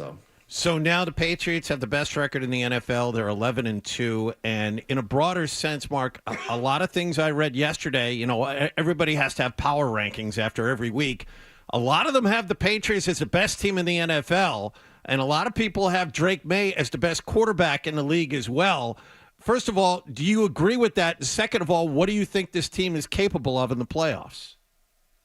I'm there. I've been sort of on the cusp all season of like, their strength of schedule is the easiest in the NFL and all this. And Drake, he's up there in passing and all that stuff, but he hasn't had a bye week. But I think at this point, it's really hard to deny. I mean, the combination of Mike Vrabel and Drake May looks pretty elite, and that's what matters at this time. Even like looking at the power rankings, like, all right, what teams scare you? And for me, it'd be what teams have better quarterbacks than you, what teams have more experienced head coaches. It's a reason why I wouldn't want to see the Chiefs in the playoffs just because of Andy Reid and Patrick Mahomes. But yeah, I think Drake May is he's looking like one of the best quarterbacks in the league already at age 23. I think the only younger quarterbacks who started last weekend were JJ McCarthy JJ McCarthy didn't even start. Kid from New Hampshire, probably. Yeah, Brosmer. And look out for him. Jackson Dart. Jackson Dart's one of the. It's like I'm gonna say Drake started the year as the second youngest quarterback behind JJ McCarthy, and then Jackson Dart was another guy who's younger than him. So like I'm just saying the fact that he's that young and he's doing what he is already. Certainly makes me, and it should make everyone else, a believer. And in terms of the strength of schedule, I'll just say this. Yeah, the Pats have the easiest strength of schedule in the NFL, but number 2 easiest is the Chicago Bears, who have the number 1 seed. And number 3 easiest is the 10-2 Denver Broncos. I don't know what the correlation is there, other than those teams are all playing really well and they're beating up, teams on their schedule. Yeah, Chicago and Denver finish up very difficult. But the Patriots have a couple difficult games, even though I don't love the Ravens. I don't think the Ravens are that great a team, but what are you going to do? Mark, I think it's interesting where you mentioned like you still don't want to face Andy Reid and Patrick Mahomes or the Chiefs because of Reid Mahomes. And I tend to be with you on that, but is that ebbing a little bit just based on the way the rest of the team has played? Because as good as Mahomes is and as much respect as you might have for Andy Reid, it's looking like it's just not enough for them this season. Yeah, it's true. It's looking like the end of the Chiefs dynasty a little bit, and so I hear you. I think like again, the last team I'd want to face at Gillette Stadium come whatever it is divisional round, but the fact that they are losing to the teams they're losing to. They lose to the Bills, who you beat. They lost earlier in the season, but even, losing to the Cowboys, who have sort of been inconsistent this year. It's, yeah. I say this, there's not like a dominant team in the NFL, which I think should give everyone some hope with the Patriots and their potential playoff run, because, a week ago, it was the Rams, right? The Rams are the number one team. They're dominant, and then they lose to the Panthers, who look better than I think a lot of people thought they were. So just a lot of parity in the NFL. I don't think there are many dominant teams. And even like in the AFC, it's like, I don't know, I'm not necessarily afraid of Bo Nix or Daniel Jones. And I think all that stuff is, it's good news for the Patriots, who have a team that's incredibly close. And these guys believe in each other, and sometimes these like close-knit groups who are playing well, good things happen. Yeah, and if you look at the future with Kansas City, I don't know how they're going to get dramatically better in the offseason. Buffalo's not going to get dramatically better in the offseason. The Chargers are the Chargers, who might be similar to you in that they're going through a lot of injuries, and maybe they'll be okay next year. But, if you look at like dynasties in the AFC, Bo Nix is a very limited quarterback. He's not nearly as good as Drake May. The AFC seems to be, certainly the AFC East seems to be yours for the foreseeable future. And that's a good place to be with a 23-year-old quarterback. Not a lot of waiting, but you look at it, and if it's not this year, I can't see this team with a healthy Drake May not making the playoffs for the next few years. So that's a good place to be, because the Patriots are in a position only to get better. Because no matter where they draft, that player's coming in and, taking over and improving a position. They're in that unique spot where, they need depth. So, no matter what they do in the offseason, they can upgrade this roster. Just have an average draft. You're going to get young depth, which this team hasn't had in how long? Well, you think about it. If you draft a receiver in the end of the first round, that receiver is going to be the best receiver on your team. So, or should be if you draft well. Yeah. So, there you go. You take an interior lineman, that's probably the best interior lineman. You take a pass rusher, that's probably the best pass rusher. It all becomes about supporting Drake May too in the future. We Patriots know, as long as he's healthy, they just support him, add depth in the offensive line, continue to have good offensive weapons around him. It's just a really good spot to be in, that they have, first of all, the coach and the quarterback. And you're right, it changes the outlook dramatically. And the fact that they're already this good, even with an easier schedule, they're beating on bad teams, they're taking advantage of bad football, and they're really well coached. So everyone is completely bought in, which also I think says a lot for Mike Vrabel being here for one season. Absolutely. All right, Mark Daniels, enjoy the bye week. Always appreciate you coming on. Read them on Mass Live. Thanks, Mark. All right, thank you, guys. All right, there you go. Mark Daniels. When we come back, this is true. Nick's going to explain something to us. We'll bring you a little bit of the off-air to the on-air. Oh, man. As Nick will try to explain something. He's had a lot of time to think about it, and we'll be back in just a moment.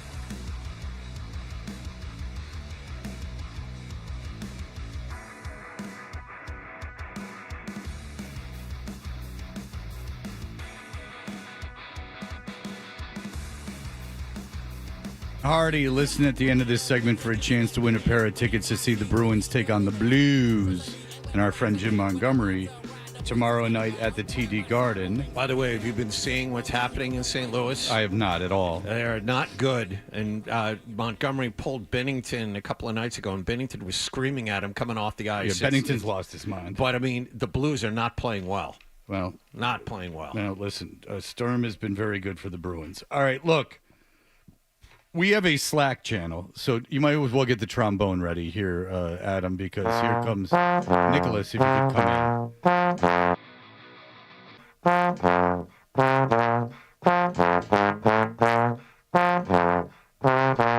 in. Just no urgency whatsoever. Where is he? Oh, there he is. Okay. It is, in his defense, a solid 25 feet from where he just was to get to where he is. He's still now. not in. You can keep going. He's still not sitting down. We've extended. Is there a remix dance version? Nick's not in any mood. He's had a very stressful day of his job. All right, so we have a Slack channel, and what everyone does on the Slack channel is they put in stories and stuff, and everyone. Hold on. I'm sorry. Did you bring headphones in? No. You don't need them. You don't need them. You're not going to need them. I'm going to use them. Oh, Jesus Christ! This is like when you asked John if he liked food. You put the idea of headphones in his head, and now he's dug in. No. All right. So anyway, this Slack channel, and Nick does a good job on the Slack channel. Everyone puts these stories in. We review the stories. I reference them because they're in my mind when we're talking about sports and other things. So Nick put into Slack, Patriots fans' unhinged comments on Drake May's wife's social vids has been pretty funny until now. Portnoy jumped in, which means the fun is officially over. So there is a photo of, I assume, Drake May's wife, and it says, Dave Portnoy from Barstool, this was so far above my pay grade, incredible stuff. The reply to that is, Dave, we've got this. She explained it perfectly for us. Dave, you have to commit to the bit. Dave and Drake May collab. When is this happening? So we asked Nick, Hardy and I asked You just Nick. explained it. What the situation was. What's going on? No, well, there's no link to anything. There's just literally a screenshot from your phone. I mean, we also chat in that Slack channel too. So I was, The chat said what I said. What's going on here? And Hardy said, "Yeah, I need this explained." So this morning we said, "See that?" Okay. So this morning we said, "What's going on?" And you said, "Well, I rambled on and everything." So like can that. you explain what you mean when you put this in? It piqued your fancy. Why don't you just start the story all over again? All right, this is something interesting for the show. What is it, Nick? So her name, Drake May's wife. She's very active on some social lady. media. Yeah. Some dame. You know, she's very active. Very active in on social media. She does the cooking videos and whatnot. And ever since the beginning of the season, Patriots fans have gone to her, on the comments and said a bunch of like unhinged, like crazy stuff. Like the no, no, I don't know. No. Yeah, Like, are they mean? This is the first. No, they're not mean. You're saying they're unhinged and crazed. Like, are they threatening her? Yeah. No. Unhinged means like out of control and really beyond the bound of good taste or social acceptancy. That's what unhinged means. I didn't mean it like that, and I apologize. Okay, that so was my why don't Definition of unhinged. Why don't you start over? Well, Unhinged is acting in a wildly irrational, unstable, or out of control way, as if one has lost their sense of reason and control. So are these people acting in that fashion under her comments? No, they're not. They're very funny. I think. So the term you were looking for was funny. I guess so. I didn't mean to get so cryptic with my language. I'm sorry. Let's look up the definition of craze. So Drake May's wife She does these cooking videos. Cooking videos on TikTok. And what are the comments like? Let's see. I got one right here. It's Drake has a big game tonight. Don't give him too many cookies. It may upset his stomach. Okay, so what you're saying is, if I can, by the way, crazed is wildly, wildly irrational, out of control. And allow me to apologize. That is unhinged. What Someone said Drake has a big game tonight. Don't give him too many cookies. I agree with you, Nick. You were right to use the term unhinged because that's so beyond the pale. I think that you can do it based on what you just said. What is going on Drake May's wife's account with the No. I want to share. No, I can understand now what's going on. I want you to explain it to the audience. Listen, I'm going to set this up. Sure. Drake May's wife's making cooking videos. Let's just say that. Yeah. People are commenting in what fashion and how did Dave Portnoy ruin it? Well, they are reacting that like no. In your own words, you can do it.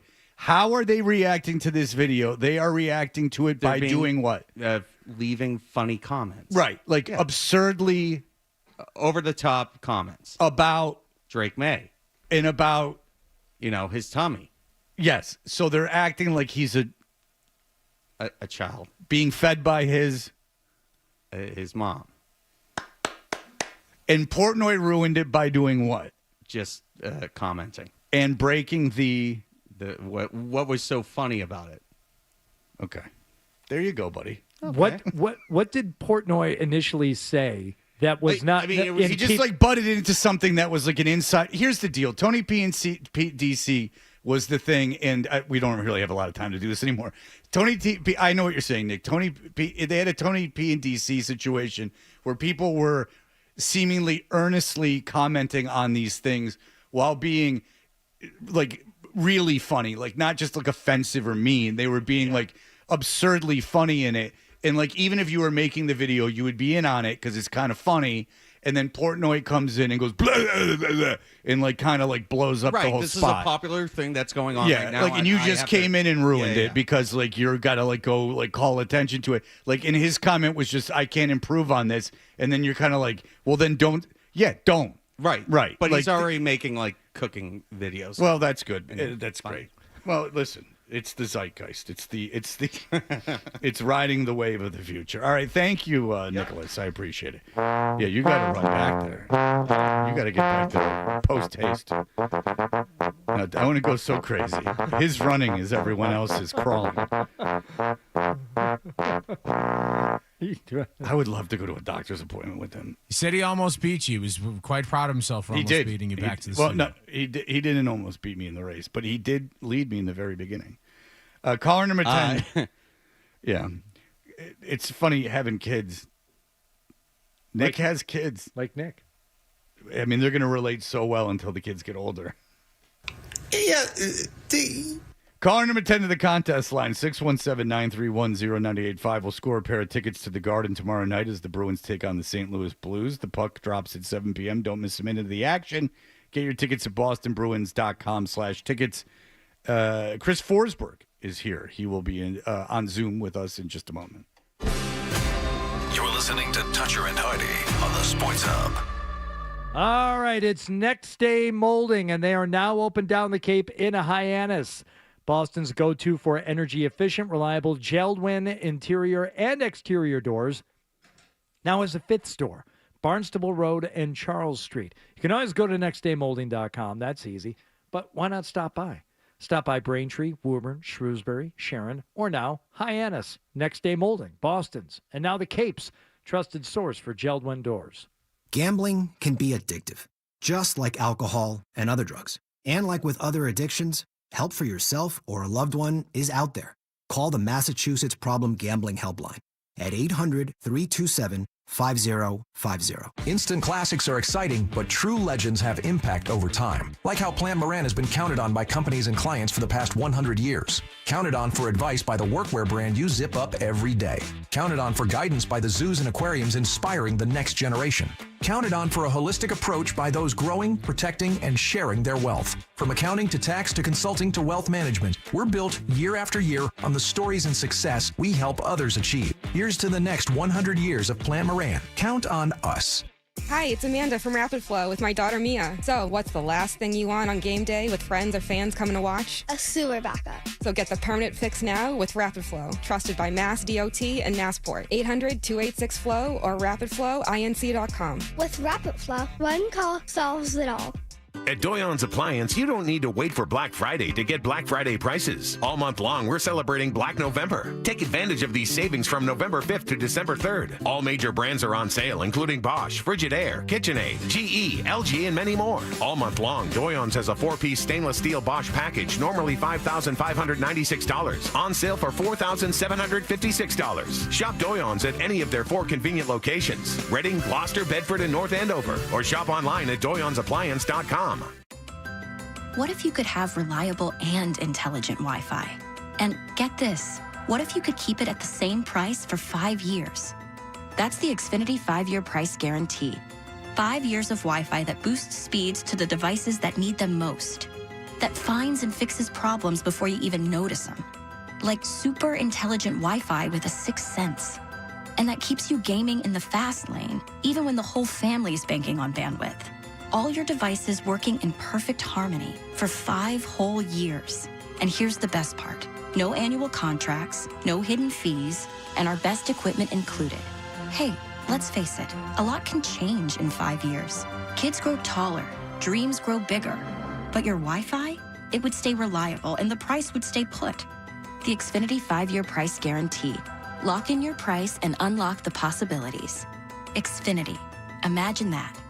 Select plans only. Restrictions apply. The big day is approaching quick. New Year's Day. The day when we all plan to magically just poof, transform into a motivated, dedicated, and dialed-in adult ready to tackle our New Year's resolution to lose weight. The day comes and nope, it's just a regular day. I didn't wait for a magical day. I heard an ad for Awaken 180. It resonated with me and thought today will be my day. So I made the call. Not only did I start Awaken 180, I succeeded with Awaken 180. I didn't have to rely on my own motivation. I had coaches. Combine their support with the scale dropping every single week, and there was no way that I could fail. Maybe it's an ad that you hear. Maybe that stairwell seemed higher. Maybe your doctor added another medication. Or that time hits you when you think today's the day. Make it your day. Call Awaken 180, 844-346-1800, or go online at awaken180weightloss.com. Looking for the perfect holiday gift? Ace Ticket has you covered. With what you see is what you pay, upfront website pricing, and real Boston people answering the phone to...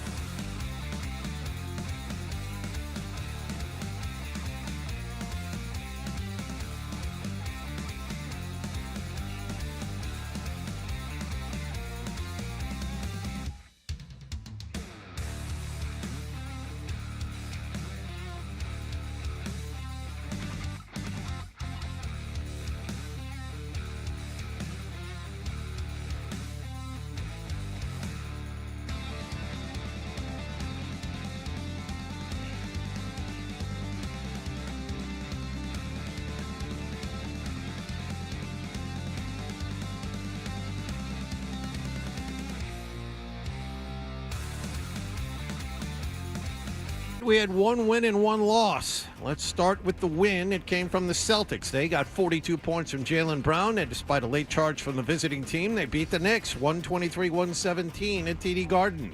Fourth quarter, everybody take a deep breath. Do your job. That's it. Don't think about nothing else. And come out and have fun. Mikal Bridges scored 35 points for the Knicks. The Green visit the Washington Wizards tomorrow night. The Bruins lost in Detroit 5-4. Bees got a pair of goals from Alex Steves, but could not rally back from deficits of 3-0 and 5-2. They're back home to play Jim Montgomery and the St. Louis Blues tomorrow night. Getting back to the NBA, a weird story from the LA Clippers, who in the middle of the night and in the middle of their road trip sent Chris Paul home and reportedly planned to move on from him. Patriots found out yesterday their home game against Buffalo a week from Sunday will remain a 1 p.m. kickoff. The team is on their bye week with an NFL best record of 11-2, and the University of North Carolina is committed to Bill Belichick for another season. They went 4-8 this year. Sports Hub headlines are brought to you by John Sewer and Drain Cleaning, keeping drains flowing for homes and businesses in the greater Boston area since 1976. Go to johnsewer.com. I'm John Wallach on Boston's Home for Sports, 98.5 The Sports Hub. Your next update at 8:30. You actually coaching the game? Oh, it's just that is. I feel so strongly about that. I can't even tell you. Boston Talk Sports here. What do we got? The Sports My buddy. With friends like these, to climb up a tree. you know. We're the best friends you can be, my buddy and me. Now, more of your best morning buddies, Toucher and Hardy, on the Sports Hub. Yeah, I mean, again, some of it was self-inflicted. I mean, we gave up almost 15 points on and ones, flagrant foul, so that's controllable. When stuff like that happens, it's we know we can just get back to the basics, get back to the discipline, defend without fouling, have an understanding of tendencies. Hey, we are Toucher and Hardy. Chris Forsberg covers the Celtics for NBC Sports Boston. Chris is brought to you by Jordan's Furniture.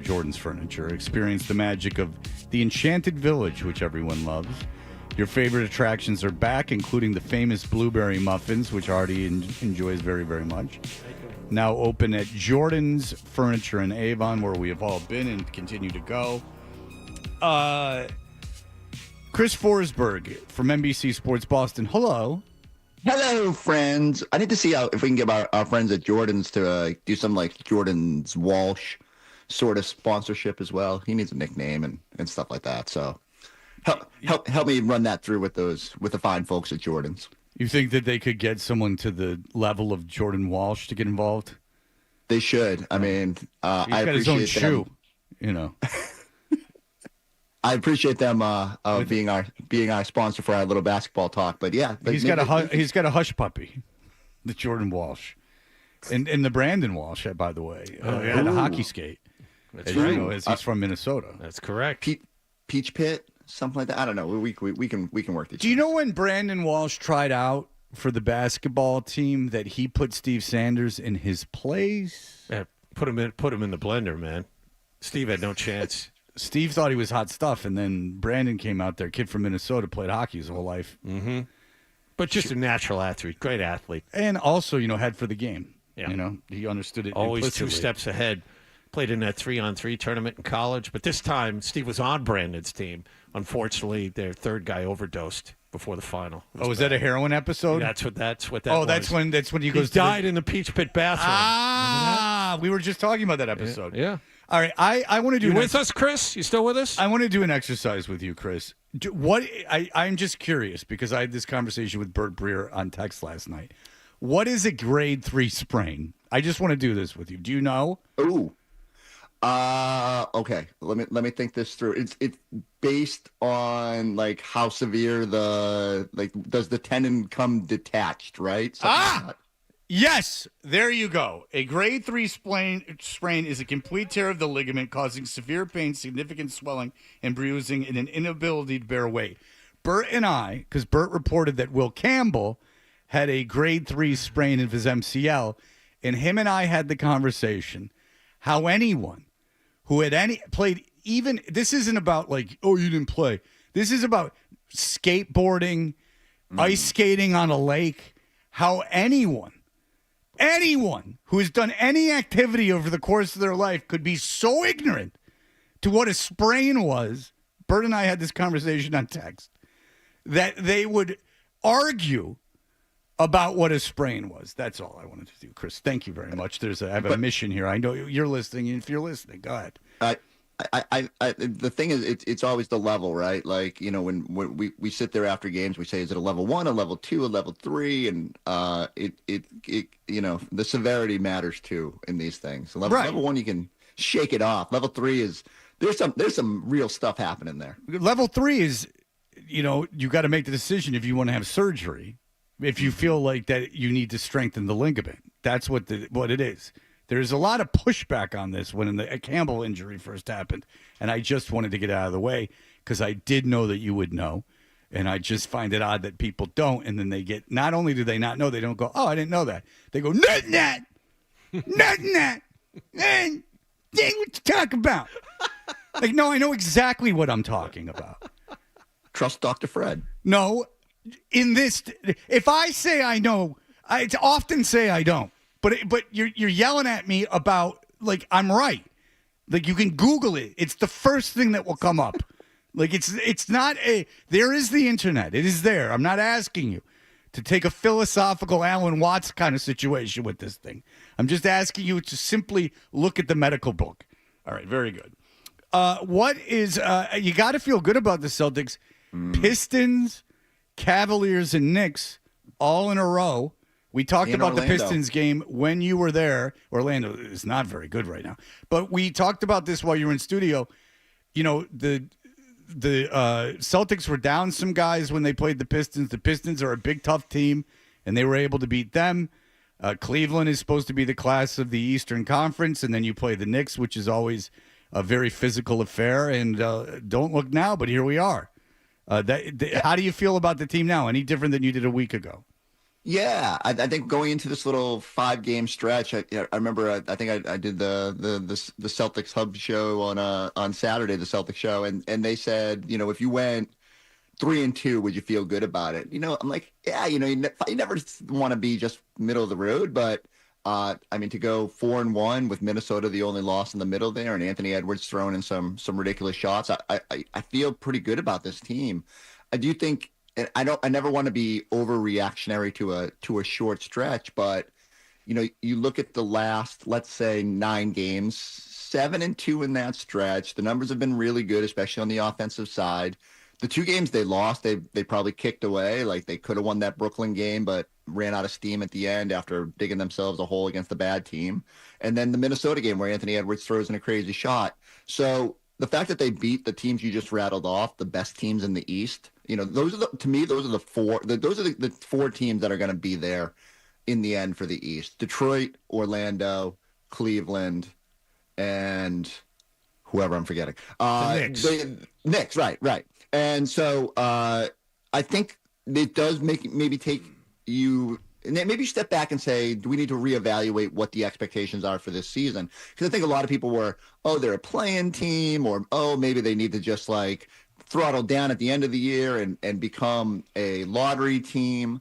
Like, this team is just too good. I thought that from the start, and I was probably more bullish than most people, but I feel like they're probably even a little bit better than I thought because of the younger player development, because of what Jordan Walsh is doing, because of what you're getting from Ugo, because what Nemish Keita does when he's out there.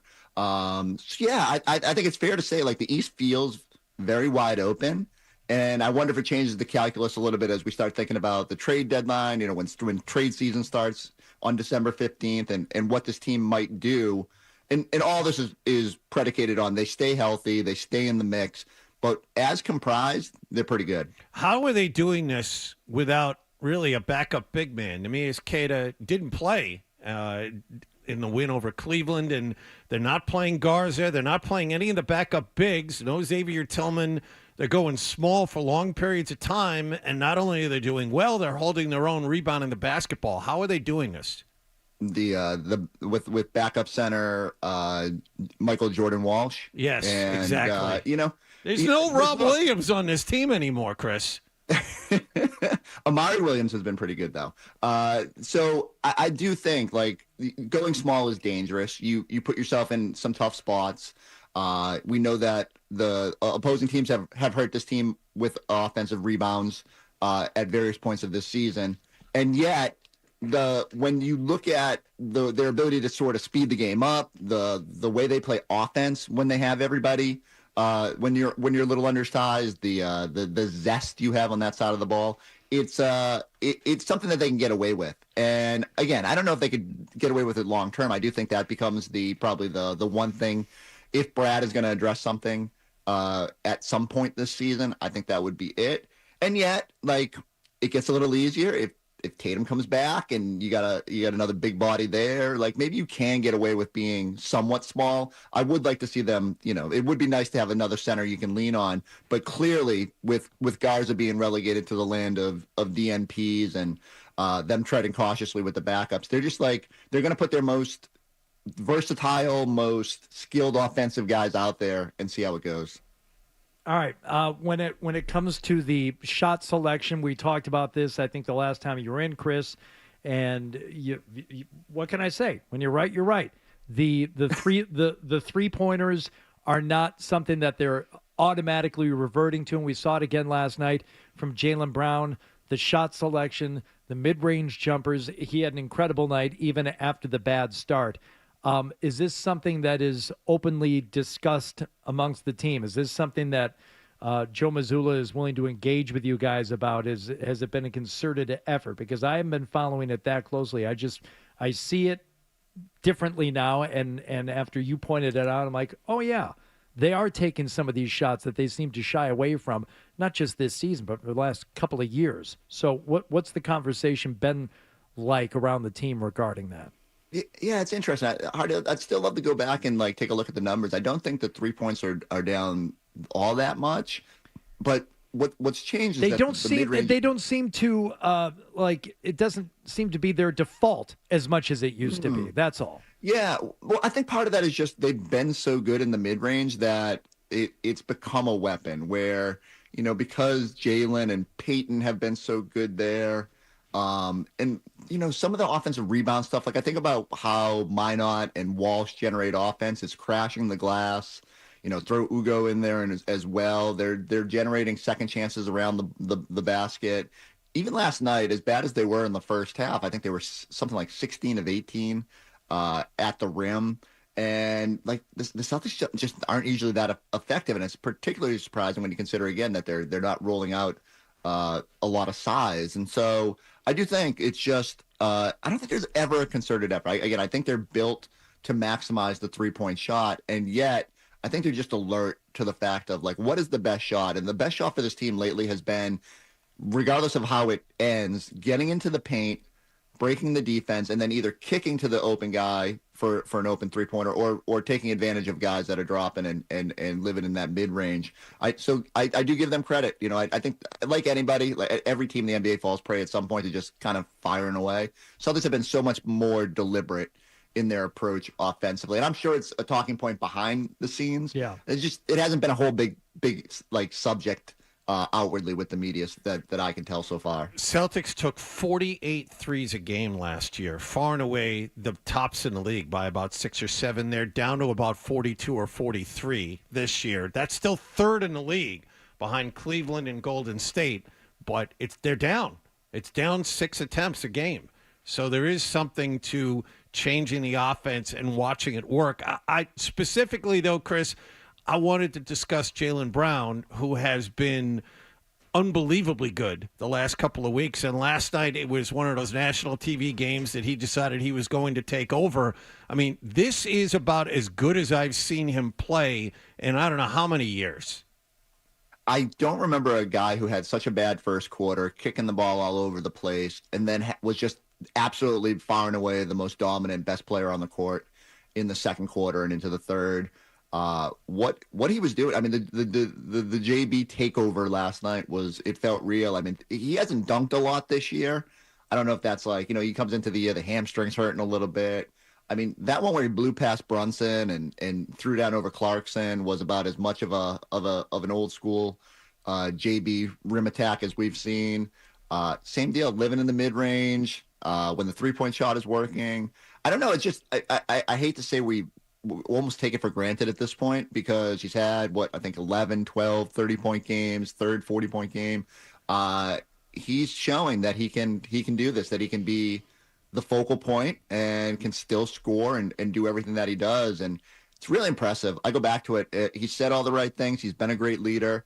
I think a lot of the success of this team, the way that some of the other players have been empowered, go back to what JB has done. And even the other night in Cleveland, had one of his rare shooting duds and still got the triple-double, found other ways to impact winning. That's sort of what the best players have to do. And JB has grown and figured out how to be super impactful. And the next step is getting a better whistle. Poor guy drives relentlessly and just does not get those calls, although the other night he did. I was just going to say he spent a lot of time complaining that he didn't get a lot of calls, and he shot a lot of free throws last night. It is as if he has learned at being a number one, okay, I'm not getting calls. I drive the ball to the basket more than anyone else. And you know what? The referees were listening. He's getting more calls the last week since he complained. sometimes you have to be an advocate for yourself, right? Like, he vented after that Minnesota game because Anthony Edwards lived at the free throw line. Every time he drove, it felt like he ended up on the stripe. And I think the number was Jalen drove 21 times and only drew one foul. And if you go back and watch the tape, I mean, he's getting hit on every drive, and you're not going to get every call, but you should get a better than like 4.5% of your drive should end at the line. And the very next game, he got 6 foul calls. And, it's sometimes you just got the squeaky wheel gets the grease, and we'll see if it maintains. I do think the other thing is usually when the rest of the world sort of starts to realize, like, oh, this guy's pretty good. He should, and I'm not saying he's at the top of the MVP conversation, but when you're doing your top 10, top 5 lists, you might want to start putting Jaylen Brown on there when he's averaging almost 30 a game. And I wonder if that will help too, where, again, you get a little bit of a superstar whistle, but he's earned it with the way that he's played. All right. Well, listen, Chris Forsberg from NBC Sports Boston is available for us heading through this hour into the next break, so we will continue with him in just a moment. You're listening to Toucher and Hardy.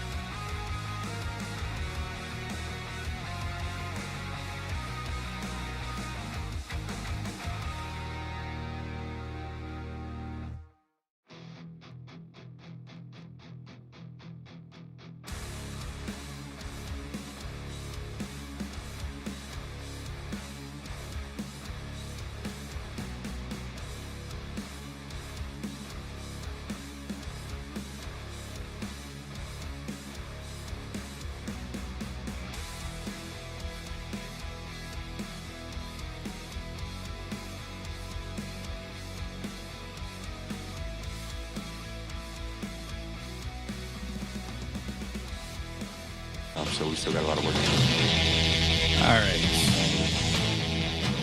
We are Toucher and Hardy. Chris Forsberg from NBC Sports Boston is on Zoom. Hardy made a very big mistake yesterday. I don't know if you can disclose all of it on the air. He bought something for Christmas, which is a mistake that, ironically, he was bragging about it this morning. And I said, oh, I bought the same thing last Christmas. It wasn't a gift for anyone. I knew it was dumb enough to I wasn't dumb enough to give that stupid thing as a gift.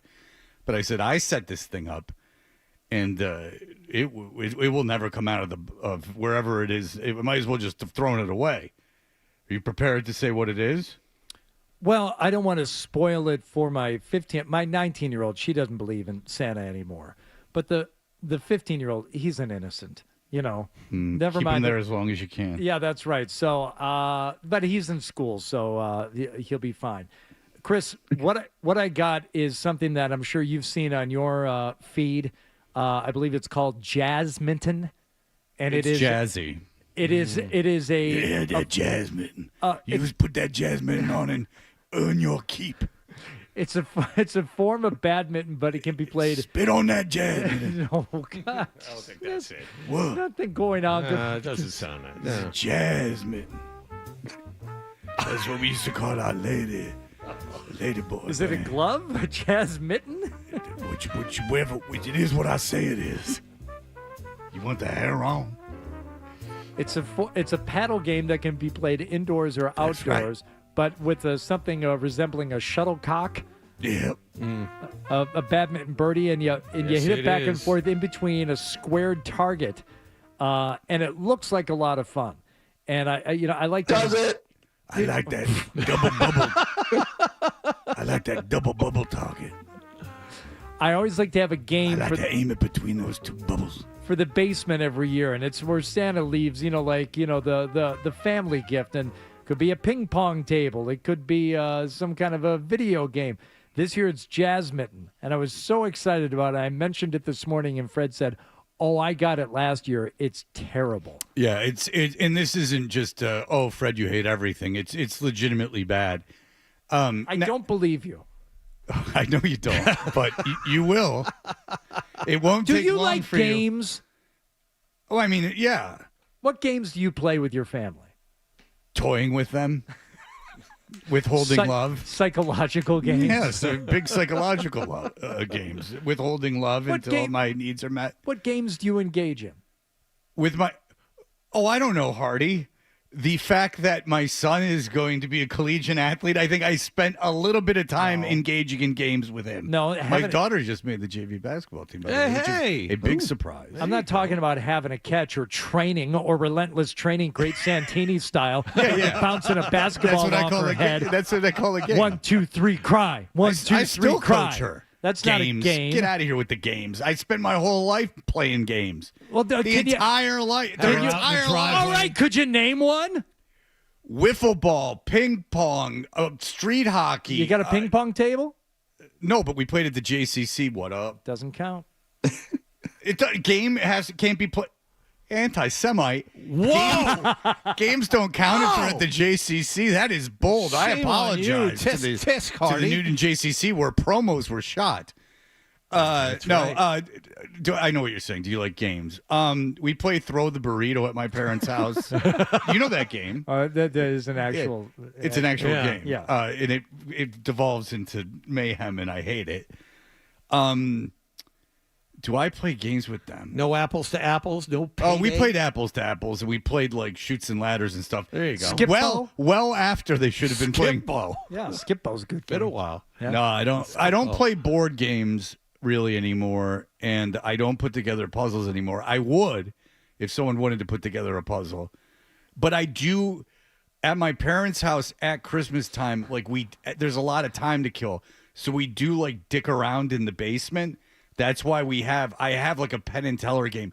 Like there's time that we need to kill. The Penn and Teller game is something about like BS, and it's got the word in it. Oh yeah. And so I bought that with the thinking of like my son and I will sit with a wiffle ball bat in the basement. The basement's kind of big, and stand in the basement. That's where we stay, in the basement, and play like wiffle ball in the basement. Oh, do you like huck the ball at him real close, like Greg Jeffrey style? You like he's standing about. Oh, John, I am not in the position. He's not concerned with what I'm throwing. Oh, okay. I assure you that we are long past the days of him having any concern about the velocity of which I'm throwing something at him. I can assure you of that. He lapped me in that, and he's the one with the power in that scenario, and usually I am the one to call. He's old. I guess, I'm an Chris, old man. The whole point of Fred bringing this up was to see if you two could pile on. No, there is a point of me bringing it up. You let me finish, because here's what I think your point is, and then you can rail against it and say what you think your point is. I think the point is you wanted Chris to pile on and say, yeah, that's a terrible gift, and that looks like a dumb game. And I just pulled it up on Amazon, and it's a dumb gift and looks like a stupid game. But I think the problem, so Hardy, the price point is much higher than I would have thought. No more free golf for you, sir. I got it on Cyber Monday, plus I had Dick's Sporting Goods bucks to redeem. So I got it a lot cheaper than whatever you're seeing. Hardy, do you have a shuffleboard table? No, I don't live in a bar. Who knows how to play shuffleboard? That's a game that no one's ever figured out. Plus, he gets sand everywhere. Well, no one's ever played shuffleboard in the history of that game. They used to just sit when I played basketball. It just sat in this effing room, and we're like, "Why is this here? It doesn't do anything." Monty has a good point. He has to add to the conversation. Monty, what does John do? Well, one time we went to John's for family game night. We were going to play Mousetrap. And he just kept pouncing on the board to catch the mouse with his talons. He would not allow us to roll the dice and do the whole thing. Yeah. He just kept pouncing. Couldn't believe it. Yeah, he always wants to use a live mouse, and that is just, of course, so he can consume it. Now back. No, the reason I brought it up is because I would love nothing more than an activity on a bad day in Tennessee. I'm down there for a while to be able to kill time with my children. Now, my daughter won't participate in anything that involves throwing or anything like that because she's smart, and it will just be her brother torturing her and mildly hurting her. So if there was like exactly that kind of thing, like I remember when I was a kid, we would roll a ball of tape and get mini hockey sticks and like play on our knees until our pants when I first went to Country Day, that's what we did. That's because these kids all played hockey. And I remember that killing like a lot of time. When they were little, I had like little nets and stuff, and we would screw on. My son played with the mini ball hoop in the house like almost obsessively. I'm looking for something like that. So I did the same thing you did. Now, I didn't pass it off as a gift, which would have been laughed at, but I did buy it for that purpose. So I was wondering if anyone had a suggestion, in all honesty, of something. Now, you go, don't say bubble hockey because you're talking at least $5,000 for that stupid thing. So no, we are not getting a bubble hockey table. I'm not investing $5,000 for something that'll sit there in your basement unused after a month. And there's no way I'd put it in my basement. Right. I'm not having a woman over and having a bubble hockey table in the basement. So I mean, I got to have some sense of what's going on. Is there anything though? Anything that can be taken down and set up? That's what I would like to know. Hardy, you have to think about this too. Like, you got to disguise it as a gift, but really be for you. What about those putting greens that move? Okay, so like the little. Is there something that like you can chip into? Not like a net that you can chip into, but like a game. Yeah. Oh, I see that all the time. They're super expensive, but there is like a chip simulator you can buy. It's very vertical. I think that would allow you the fun of honing in your golf game while disguising it as a family gift. A chip simulator, is that a computer situation? Yeah, I've seen this one a lot. This is one that kind of like stands battle up. Golf. And there's Velcro golf balls where you're trying to like chip it up onto like a target. It's almost like a dartboard. Anytime you bring Velcro into your gaming situation, you've gone wrong. How often do you think you would use that? Like, I only need to kill like a day. I don't know, but Forsberg's pissing me off. He's like really negative about this. I don't like the fact that he immediately dismissed Jasmine, and I'm just trying to help you out over here. And he's like no Velcro. But is the virtual thing that you're talking about? Is it like a computer situation where I gotta like set things? Okay, so I'm talking about something very. tactile. Oh, you know what I did one year was the electronic dartboard. And let me tell you something. Ooh, now it's cooking. No, don't do that. No, darts suck. Yeah, don't do that. No, I have a dartboard at You my didn't buy old the right house. one then. I bought a dartboard. I think we threw a dart at it once. It's very critical. Yeah, I'm just Very saying. no, you're very judgy today. He's stuck piling in his on is house. what he's doing. No, he's stuck out in the middle of nowhere. He's got a. That is fair. That is fair. He's going to Myrtle Beach soon. Don't worry. What, about it. I'm just looking around I'm looking around my basement, thinking about what I have that I would pitch. Do you have video games? Are you familiar with the Arcade 1-Up line of products? Yes. We had a long discussion about that. I will not buy that, and because I'll never use it, and they won't like it either. And obviously there's an Xbox that we can play, but that's not as fun. I bought one, and just knowing what I know about Fred, mine came completely unassembled. Mine too. Oh no, you're not bad. not going to like that. No. You will not like putting it together. Which one did you get? The Galaga / Ms. Pac-Man. I got solid choice. Got Golden Tee. Golden Tee is a must-have. Golden Tee would be better. I might play Golden Tee. Golden Tee. I still do. Yeah. How much is that? It was expensive. $400. Did you have to put it together? Yes. You had to put together Golden Tee? Yep. Yeah, you got It's not hard, Fred. You have to. It's an hour. It's assembling the cabinet. And then putting like the screen in place. And Oh no! connecting Get out the- of here with that. Put together Golden Tee. You can pay someone to do it, but I mean, Who am I going to pay to do it in Tennessee at Christmas? Fred, I'll tell you what. I'll bring my that guy? Ryobi. I'll bring my Ryobi tools and I'll come put it together. Oh, there you go. You're going to go to Tennessee to put it Oh, together? that's right. They can't. You're not going to do that. If you're in Tennessee, I'll pay you $100 to Why put it not? together.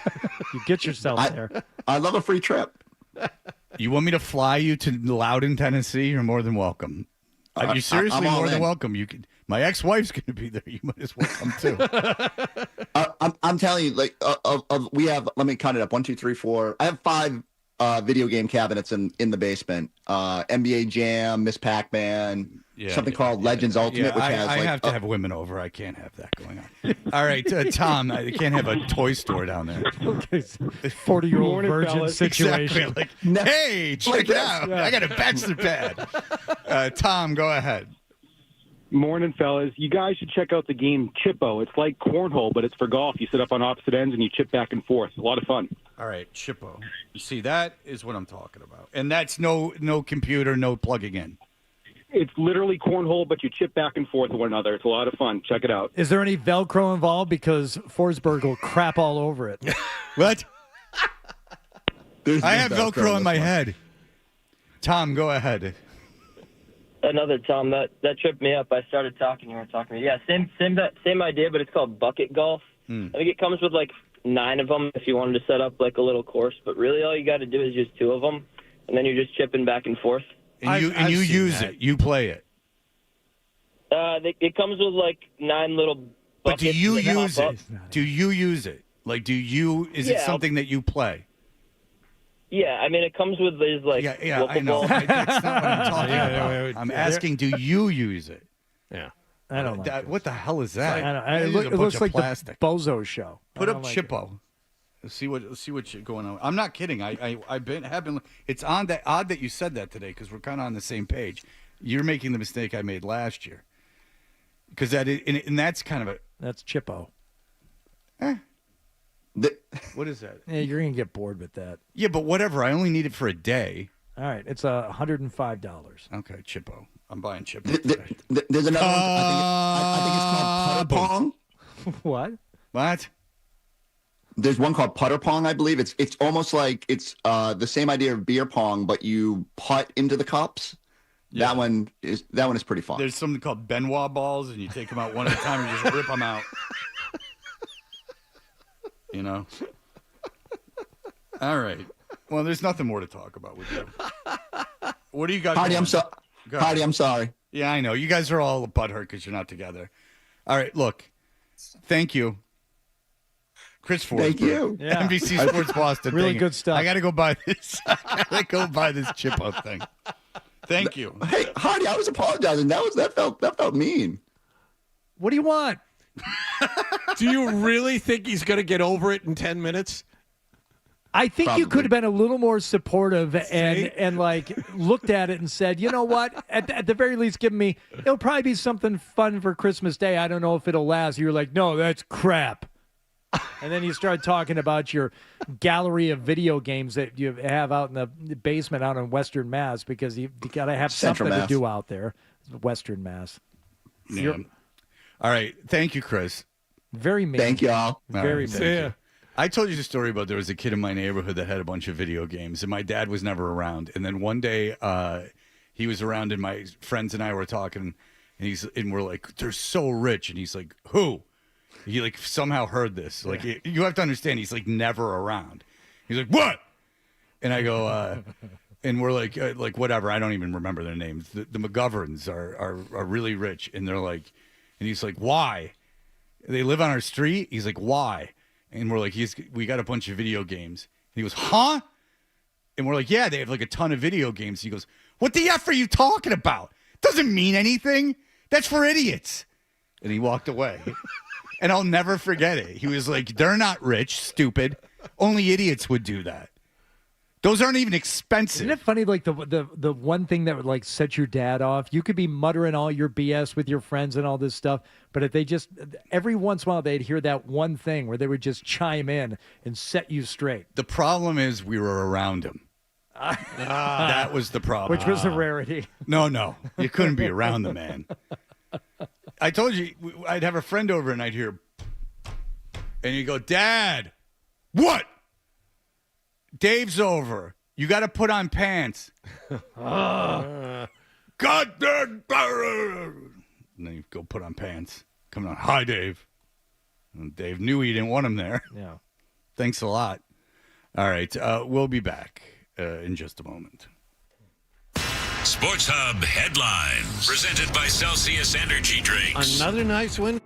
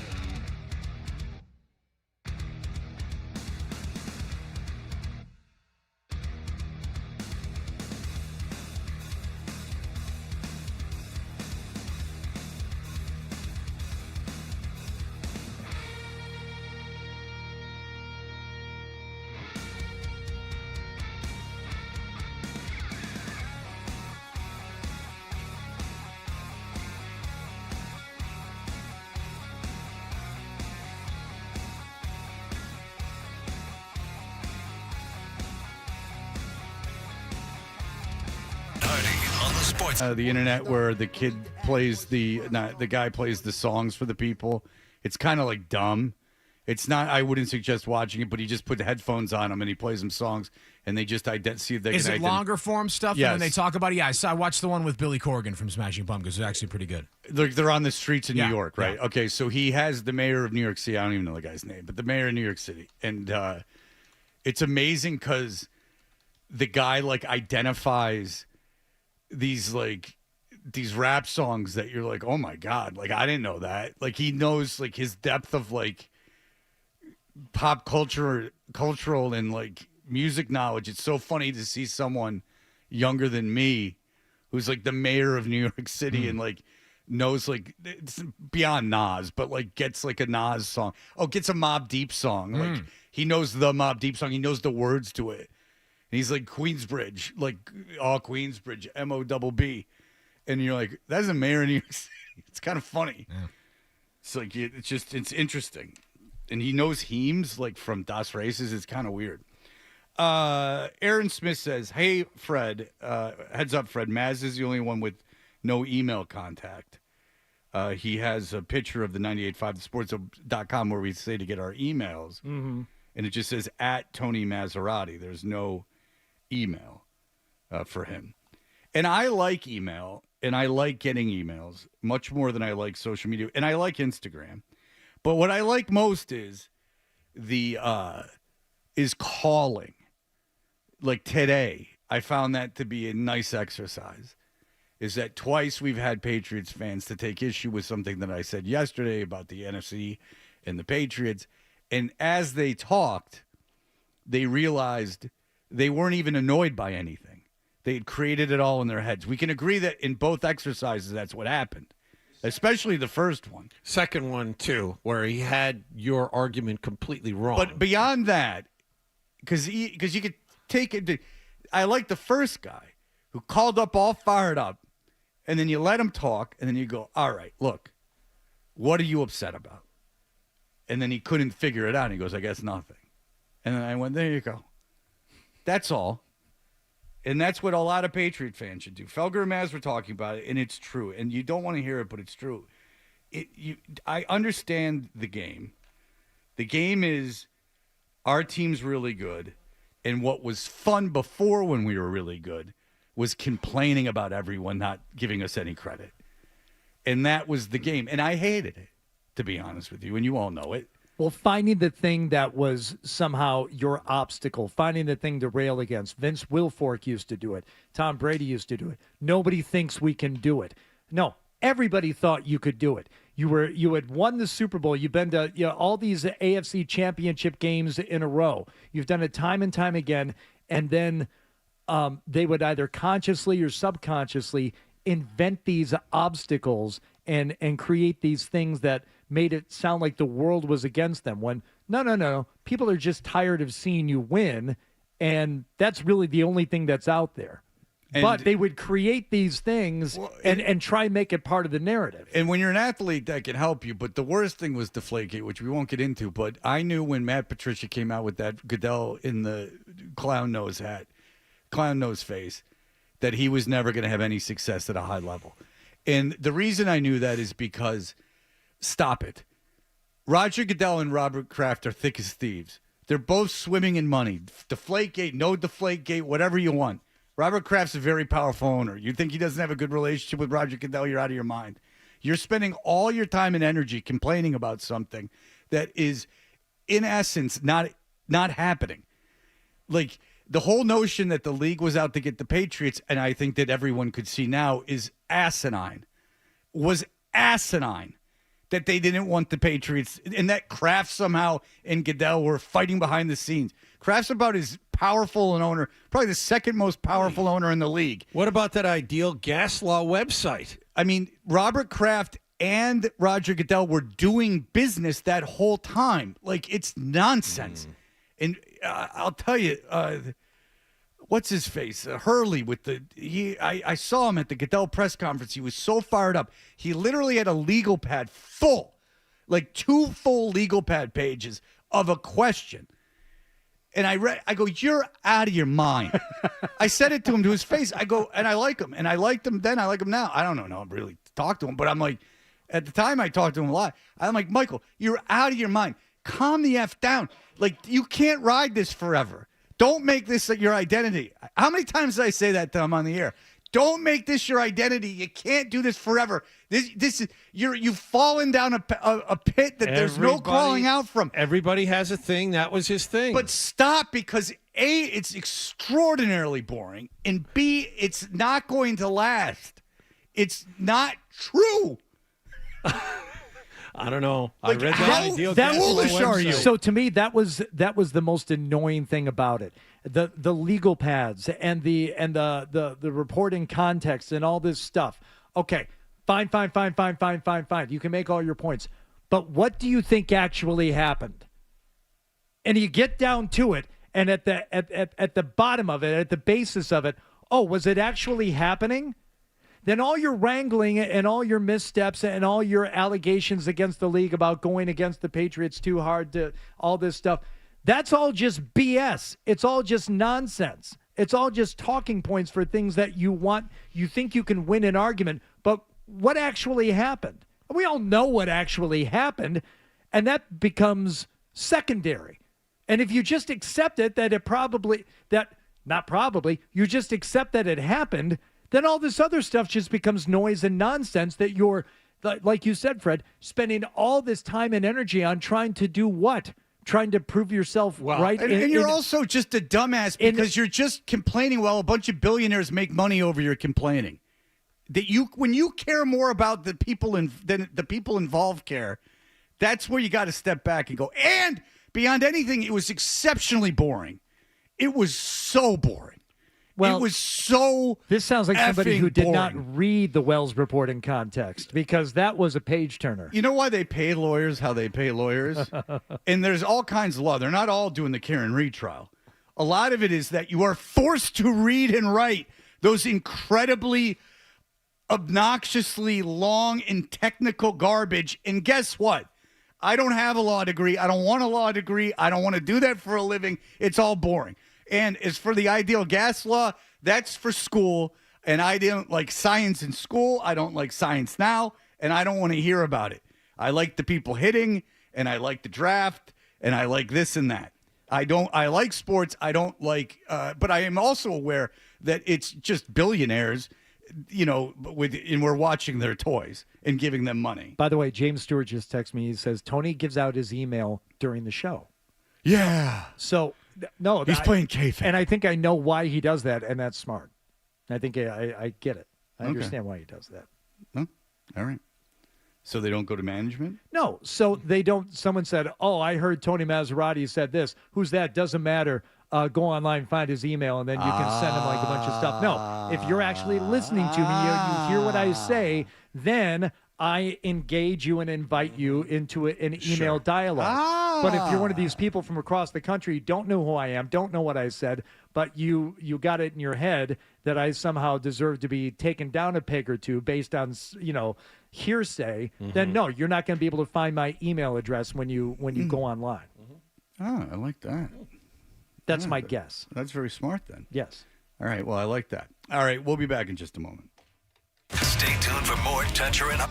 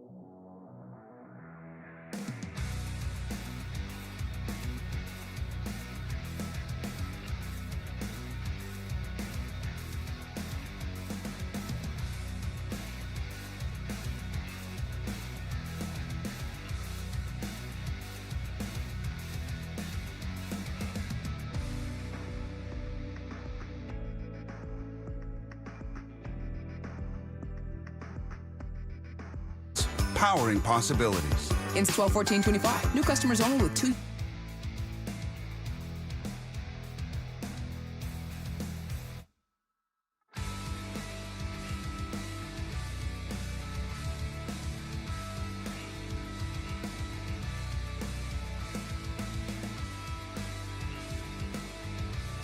The annual Sylvan Street Grill Holiday Gift Card Sale. Get 20% off all.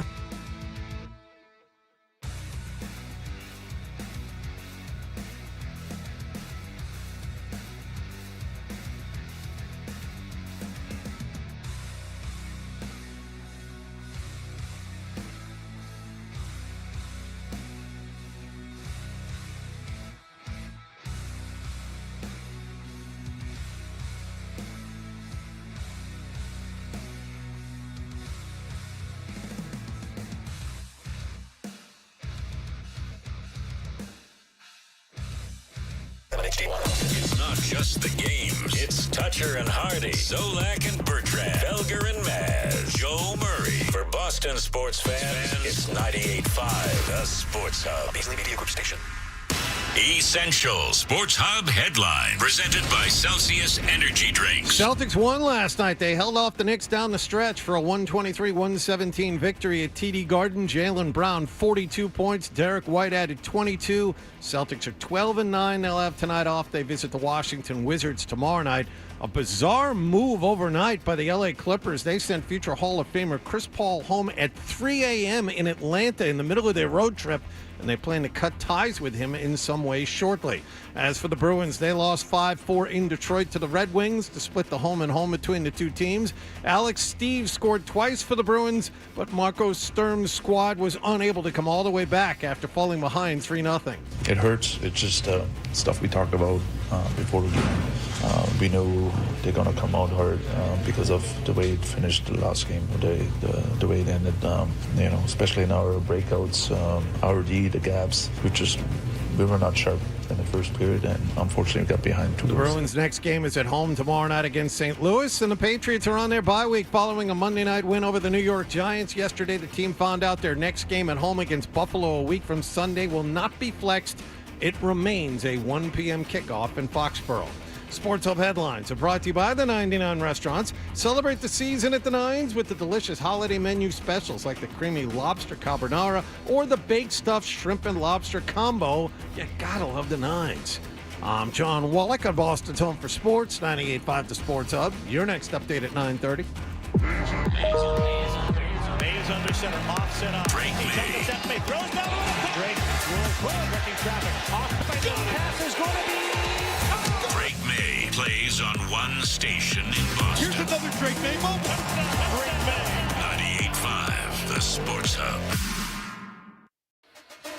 Fred, what's it like to work with Hardy and Wallach? What a golden ticket I've gotten. There you have it.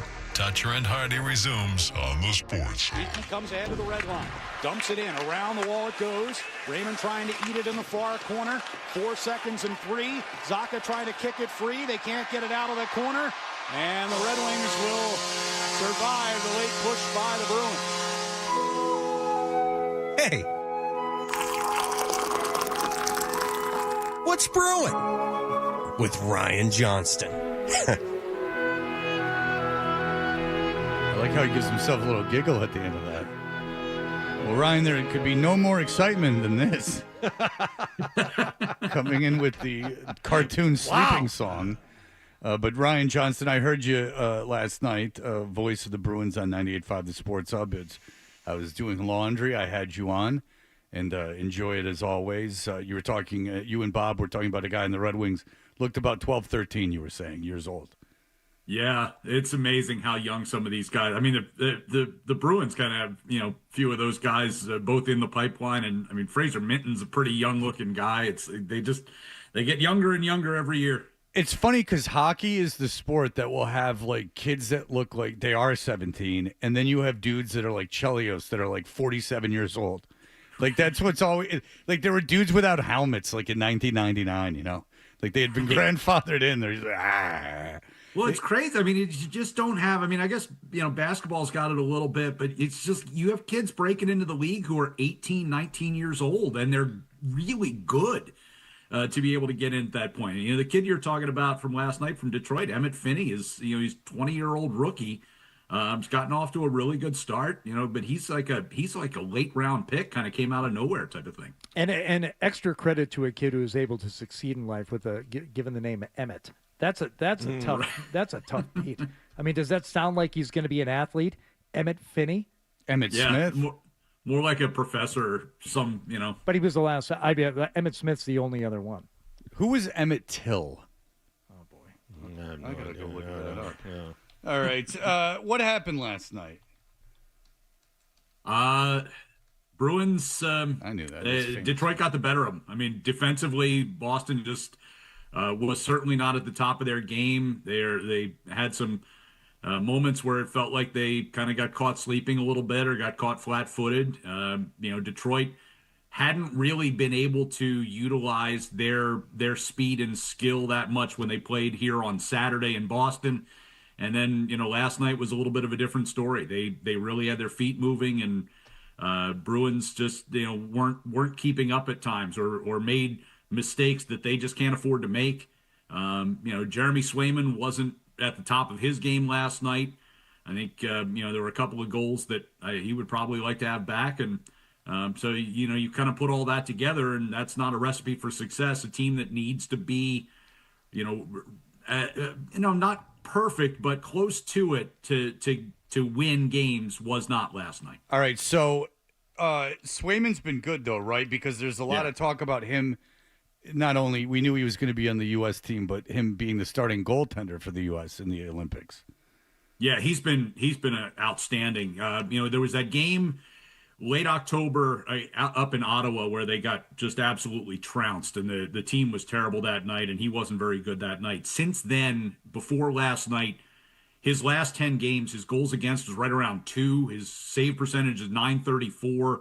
He had gone 8-2 in those games. I mean, he was not only giving you chances to win every night, but he was the reason why you were winning some of those games. That game in against the Islanders last Wednesday, career high 44 saves. He's the reason they won that game. And so, last night was a little bit of a hiccup. It was his 5th start in the last 6. Marco Stern was asked about that yesterday morning, and he basically just said, listen, he's playing too good to get him out of there right now. We don't want to rest him. In the schedule, the way the schedule had set up, with 2 days off between games, they felt like they could bring him back. And Korpisalo has not been great, right?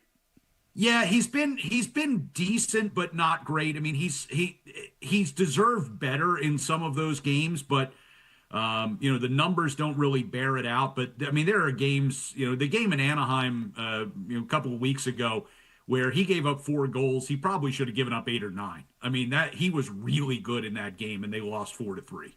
So, you can't always go by that, but Swayman has clearly been the better guy here for the last month, and so, they wanted to ride the hot hand, and it just didn't work out. Were you thrown off by the retro pads that Gibson was wearing last night? That bothered me. Yeah, those plain brown, we actually thought, we were out in Colorado earlier this year, and they were getting ready. They didn't break them out that night, but they were getting ready to bring out the old Quebec Nordiques throwbacks, and their goaltender was working out in similar type plain brown pads like it was back in the 1940s. Yeah, I didn't care for it. But in terms of the Bruins, we've been talking defensively how, they're using Sturm's system. There were a couple of times last night, and maybe most notably on that Van Riemsdyk goal, where he got loose and there was a pass that went up the left side that seemed to go forever, and he managed to get into the zone and kind of was unimpeded. Now, I started looking for it more in the game after that, and they were doing a decent job in the neutral zone, but there seemed to be some defensive breakdowns last night that allowed the Red Wings, I think, to my eyes, Ryan, a little bit too much in terms of entry into the zone and their ability to move the puck around last night. Yeah, the entries are a big one. When you have a team that has the skill of Detroit and guys that can really move, and James Van Riemsdyk, you mentioned that first goal. James Van Riemsdyk found the fountain of youth last night. He looked like he was 10 years younger. Scored that goal, had a couple of other opportunities, and was really, really moving. Seemed really motivated last night. But beyond that, the Bruins have to do a good job of slowing up the rush against a team like that, whether it be in the neutral zone or stepping up at the blue line and not allowing time and space as they get that puck into the offensive zone. And Detroit kind of had their way with them in that regard in a lot of last night. They made it easy, and that's not. That's not how Marco Sturm wants them to play. It's not how they need to play. You do kind of wonder, listen, they're without Charlie McAvoy. We don't know how long he's going to be out. You've got Yoki Haru who's on IR now. You had already lost Jordan Harris, who's your seventh D-man earlier in the season. Last night, Michael Callahan, who's a call-up and, is 9 deep on the depth chart defensively, goes down in the first, he only played less than 3 minutes last night before he went to the locker room. So you're playing last night pretty much with 5 defensemen. They had ridden Hampus, Lindholm, and Zadorov and Peak all for more than 26 minutes in Saturday's game. So they're asking a lot of the guys that are left. And Jonathan Aspero, who got his first NHL goal last night, has been good since he got called up. But, you're asking a lot of these guys night after night after night. And, last night, the defenders as well as the forwards coming back on defense just they weren't in the right spots, weren't playing aggressively enough, and weren't doing enough to slow down the Red Wings. How do the forwards look to you? Because Zaka just came back, Arvidsson just came back. To say they look like a mess, I think is overdoing it a little bit, but it certainly wasn't clean and crisp for those guys. Yeah, I mean, Arvidsson, it's a shame. Arvidsson talked about it yesterday morning that he was on kind of a heater before the injury in Montreal a few weeks ago. He had, I think, scored like 4 of the last 7 games and points in 5 out of 7. Had kind of, after a slow start, had really found it. And Marco Sturm said that game in Montreal where he got hurt was the best game that he had seen him play in a while. And then he gets hurt. He misses 7 games. So he said, he was hoping to get back to where he was before the injury. Don't think he was quite there last night, although, he did have 4 shots on goal and, had some opportunities. Zaka's clearly battling through something. He missed Friday's game, came back and played Saturday. Really, it felt like out of necessity, but it was telling that he didn't take faceoffs on Saturday. I think he ended up taking 1 faceoff, and that was in overtime when they were shorthanded against the Red Wings. And so that tells you that he's not where he should be. Now, a couple more days off, and maybe he was feeling a little bit better last night. They did have him taking faceoffs last night, so maybe whatever it is, he's getting past it. But again, you're kind of, with all the injuries that they've had, kind of finding some level of consistency offensively has been difficult, with the exception of Geekie, who's been, lighting up the entire league. But from night to night, I mean, going into last night, and thankfully it changed last night. They had 4 goals from 3 different players. But Geekie had scored 8 of the last 13 goals coming into last night's game, which is great. When you've got a player of that caliber, when but you're it's geeky. not. Yeah, and he's chasing the league lead in goals with McKinnon, who I think scored last night, so he's dropped back into second place again. But you need more guys to contribute, and they got that last night. But unfortunately, defensively, they just weren't good enough. 4 goals for this team needs to be good enough to win games, and it wasn't. Yeah, for sure. And someone has scooped up those Saturday tickets, you've said. Yes. I did throw out that email to you guys and a bunch of other people yesterday, and you were beaten to it, Fred. I apologize. I got very excited, and then I learned it wasn't a matinee. I'm like, oh. I don't like the idea of a bunch of other people being on that email, but I guess we can live with it, as you can't sneeze at something that's free. Well, Ryan Johnston, great job as always on the call, and look forward to hearing you tomorrow night, I believe, is when the Bruins play again. And thank you for the time, sir, and glad you're back safe from the road trip. Appreciate it, guys. Talk to you soon. Okay. There you go. All right, so you can, sign into ESPN and get it kind of curated to your taste. But I just want to do this exercise with you very quickly. You go to ESPN, and at the top they have the leagues. It goes from right to left, right to right. Yeah. NFL. Yeah. NBA. Yep. Major League Baseball. Oh, yeah. NCAA football. Yep. NHL. Mm-hmm. Then it goes soccer, WNBA, more sports. What's it missing? College basketball. Oh, Fred. yeah, college men's basketball. Yeah, that thing they spend $1 billion for, the tournament. That thing.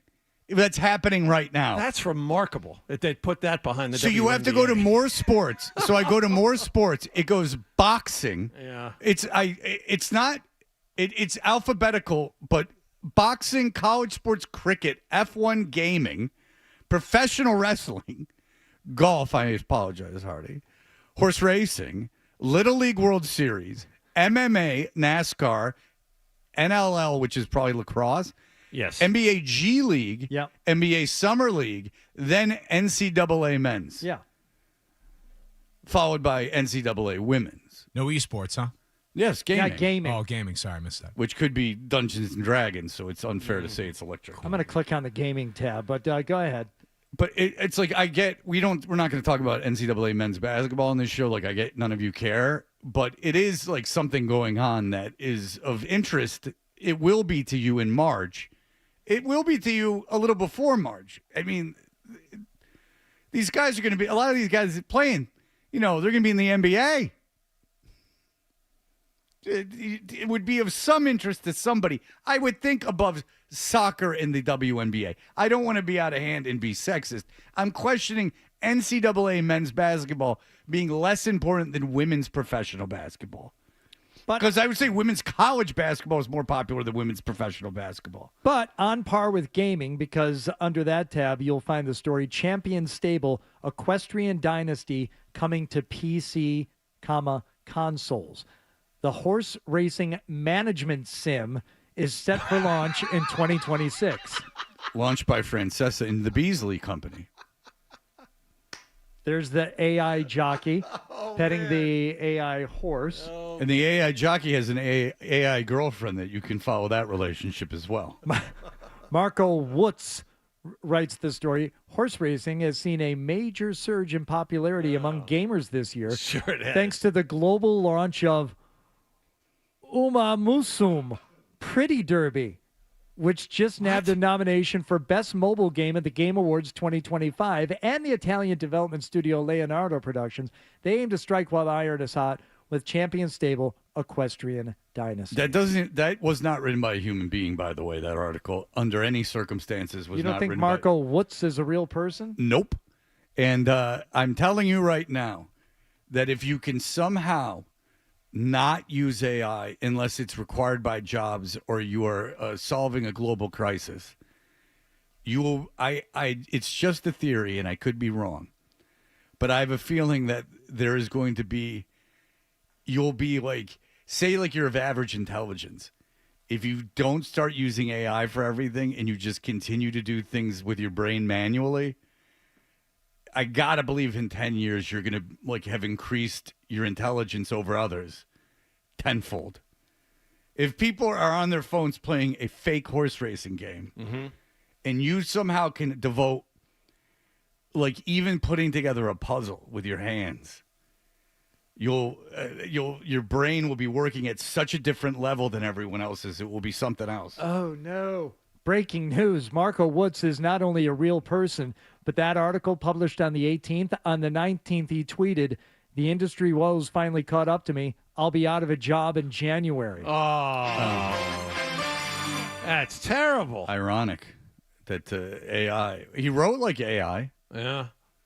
He says I was half right. He's getting fired. Located for AI. Replaced by a bot. Yeah. Who's based in Deutschland, Bern. Nah. He's got an MA in ancient history. This guy is ripe for the taking. What the hell's an NA? MA, Master of Arts. Oh, he's got a master's in ancient history. So did everyone I worked at Borders with when I was 23. Now he's a video game writer. Well, it used to be. Not anymore. John. I worked at Borders. So that was a job that they would not fire me from. I told you that I was gone for a month and I would still get answering machine messages saying, hey, Fred, noticed that you didn't come in last week. Or the week before. Oh, yeah. And I felt so bad because they were so nice. And Borders, I like going into. Like, I don't know if they have them anymore, but I like those big bookstore chains. I really like them. Why wouldn't you keep that job? It seems like you probably just show up and you wouldn't have to do a whole lot. It was like in Sandy Springs, which is like a weird suburb, and it was just it was just soul crushing. And I was in radio. I was working in Cumming though. I was 22. But I'll tell you this is the amount of advanced degrees at that Borders with guys with like ponytails with advanced degrees was really something else. I mean, doctorates. There were guys with doctorates in the most esoteric nonsense, which is kind of cool because like you just follow this passion. But the idea that you have to supplement your income then by working at Borders, I found to pay off the debt. Well, we could probably do an entire break of other jobs that we held during our first radio jobs, and that would be depressing. See, waiting tables in bartending, I thought were fun. Now, I was horrible at them, but I did think that there was a social aspect of it that was very fun. Oh, I loved being a bartender and waiting tables. So I would rather have waited tables like and had to work than be at Borders and just have to sit there. Like there was nothing social about Borders. It was very sterile. There was nothing at all enjoyable about it. At least like we'd get wasted after work and you could sleep with like girls and stuff. Not like I was doing it all the time. But I got laid when I worked at Chili's in Farmington Hills. Don't worry about it. Little lady, our handsman at the chip bowl, where you got the chips. And we were like, this is happening tonight. I'm like, keep the uniform on. You keep that uniform on. Don't you change a thing. All right, we'll be back in just a moment. More Toucher and Hardy.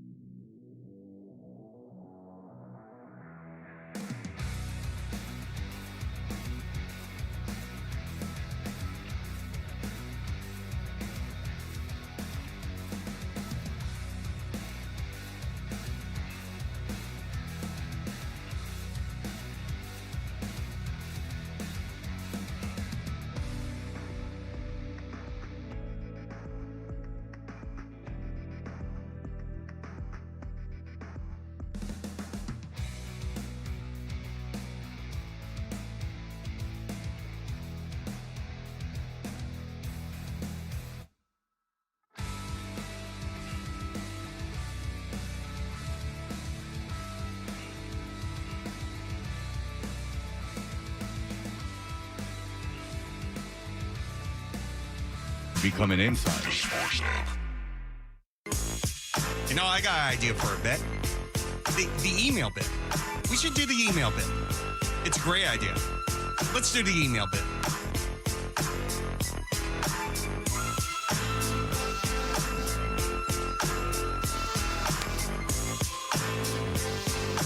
Hey, we've talked about our email addresses today. Maz is smart. He doesn't have it up on the website. And Hardy has a good theory as to why, which makes a lot of sense. He would just want you to hear it on the air, and then you can engage in what you've heard instead of just going to the webpage and spamming him with a bunch of stuff that you've heard third hand, which happens a lot, even when it's well-meaning. You know what I'm saying? Like, a lot of half listening. Hardy made the mistake. I won't get into it, but he went on to the chat, and he had said something sarcastically about his kids. Oh, I had logged on because I wanted to see Forsberg as we were talking to him. He likes looking at him via Zoom today, and I've closed it out, and I will not reopen it. I don't know when. So he said something sarcastically about like Christmas, and people were like, "Is that really?" I was talking about the Christmas gift, and I said, you know, my daughter is in college. She won't have to worry about Santa anymore. But, you know, my high school one, he still believes. Right. So, you know, we got to keep it going. And this led one or two people down the road of, did Hardy just say his 15-year-old believes in Santa Claus? What are they doing in his house? That kid's going to be messed up for a long time. Sure. I think they need to keep their kids. I'm like, oh, my God. Oh, my God. How do you, A, listen to this show, but how do you, like, function in life? How do you get up and get yourself dressed in the morning and go about and talk with other adults? Or do you not leave the house? Is this your life? Because this person posted 5-6 times about, like, I really can't believe that. I think there's something wrong going on in that. I don't know how you function. Do you pay bills? Do you have someone to come in and do everything for you? Do you leave the house? How do you manage to have a computer? How do you have to pay an electrical bill in order to have that? Maybe if someone gave you the computer, but does someone dress you? Does someone brush your teeth for you? Blind Scott calls it every How day. can you be that dumb? How can you be that dumb and still listen to anything where other adults who are not complete idiots are talking and having a conversation, and you somehow go along with it? How do you understand anything that goes on in the world? It's funny. It really blew my mind. If you listen to this station, you can tell the Patriots are doing well. Because I heard Felger and Maz yesterday. It's like a whole situation. It's like it gets to be a lot. It will go away. Even if they continue doing well, we'll get used to it again. But there was a 2-year respite where there was a little less insanity happening on our end from what we received. And if you're in the audience, 99.9% of you don't know what we're talking about. But it gets a little hectic when the Patriots start rolling. You get, and it doesn't, not even about the Patriots. It's just you get more listeners, which is a good thing. But then those listeners, a lot of times, either don't know the shows or they're non-functioning, and there becomes this whole back and forth, or not just forth, that can be annoying. Go ahead. There is hope, though, because there are a lot of emails that we have received that believe that that certain segment of the Patriot population is ridiculous. I don't want to get into it, but I will say, I'll bring this up. Ian said, I think it was just last week, Bert Breer said that the kind of friends who check him when he does something that's suspect. We were talking about the Belichick. Oh, this was good. Yeah. He goes, I want to know how many calls he got from them after that sad, pathetic Ohio State video he posted. These guys love the show. He did. He sat here and said, I have my people in my life who will tell me when I'm out of line, when I've done something wrong or done something that, deserves to be called out. I hope they all reached out to you, Bert. Bert, blast! That Bert did make a horrible, douchey video of himself after the Ohio State game. I felt good.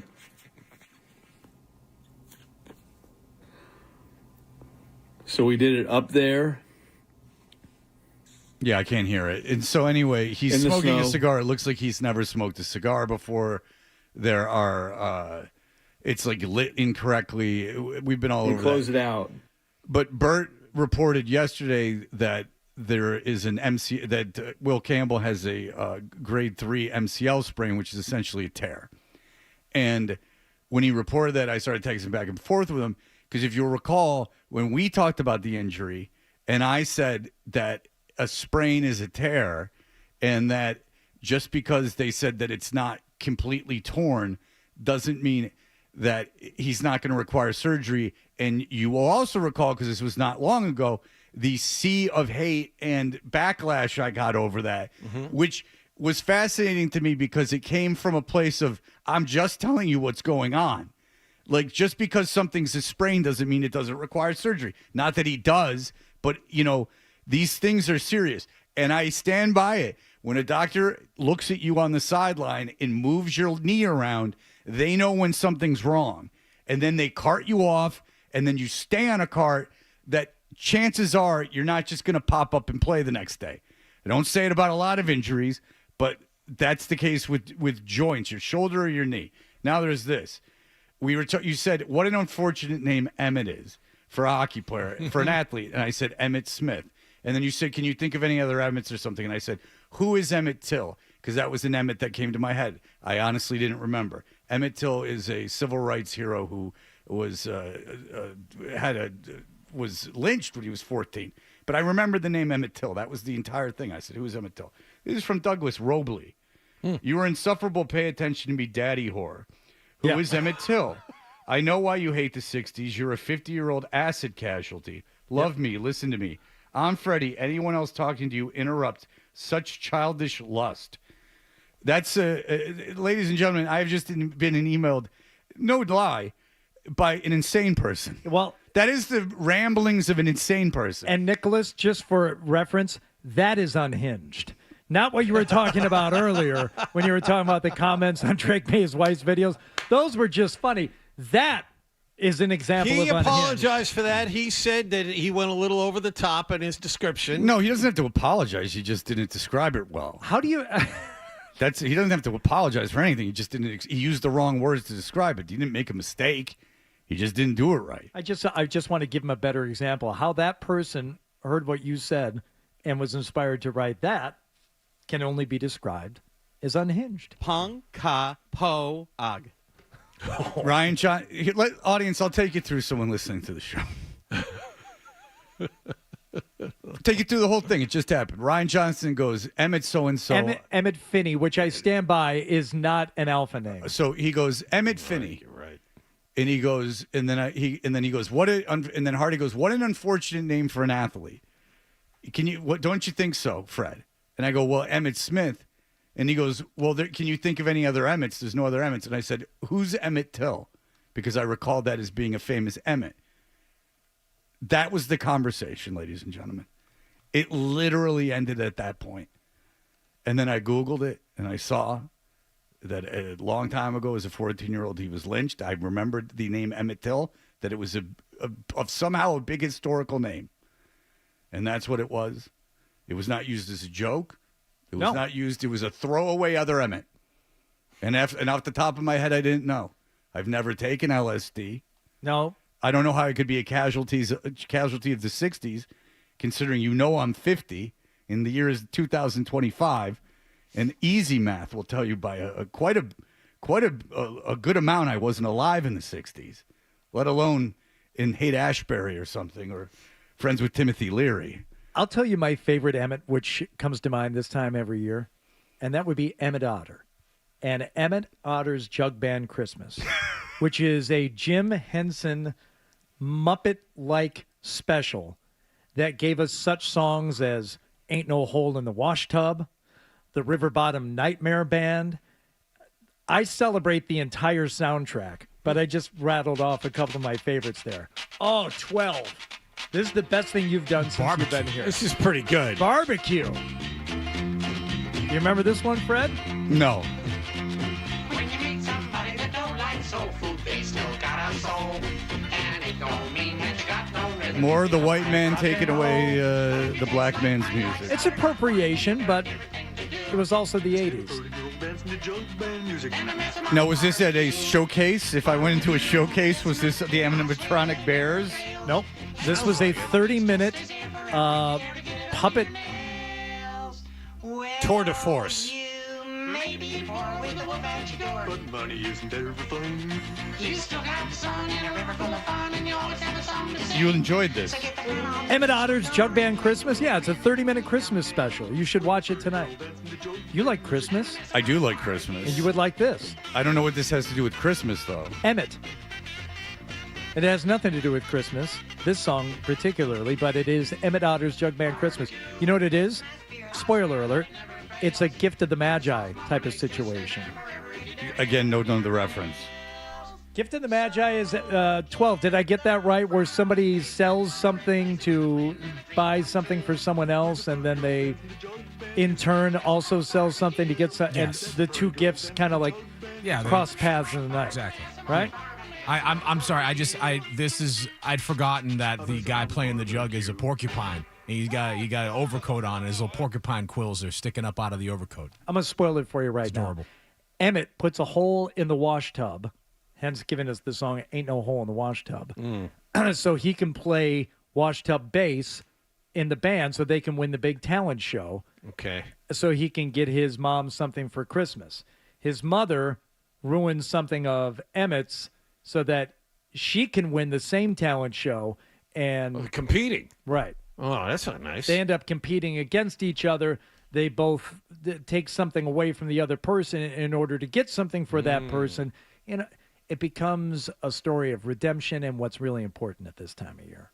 We're getting a lot of people with their Spotify wrap-up of the year. And how about that one? Tyler, huh? I mean, thank you so much. If you've gotten one of these Spotify things, add us on Instagram.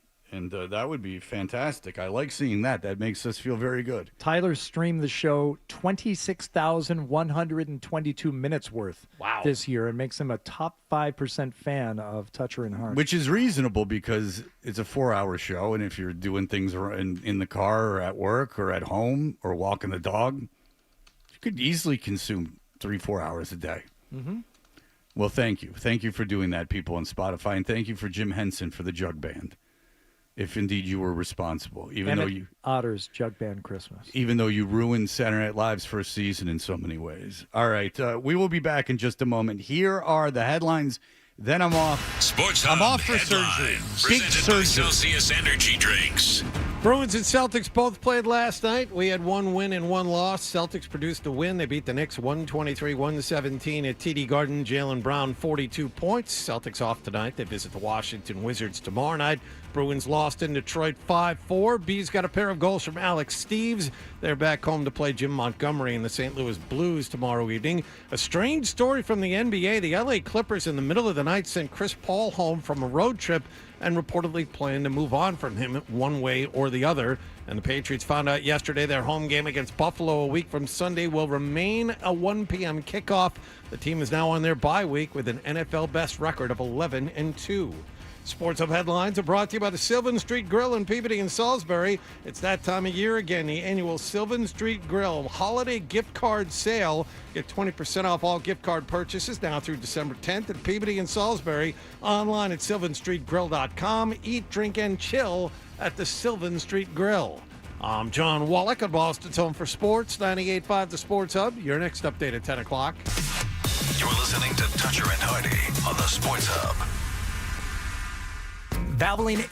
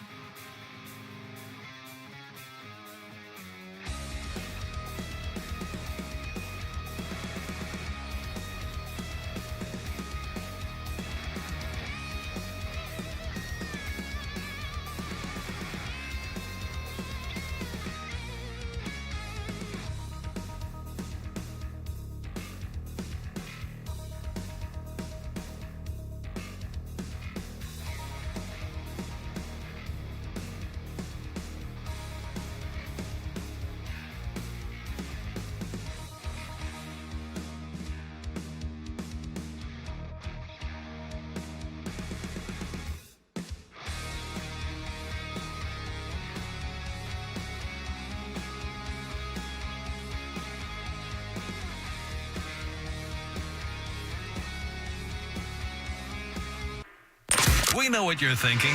What could I possibly have missed from the show? It's time for The Stack on Toucher and Hardy.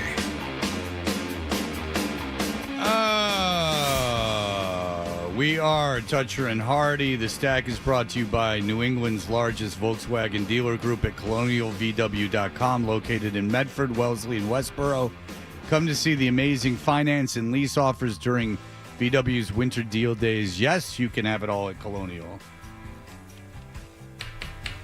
Fred, you're a big fan of the Joe Rogan podcast. I know you listen a lot. And check your Spotify numbers at the end of the year. I'm sure your minutes are going to be way, way up there. I don't have Spotify. But good boy. I do. Everything's a cause.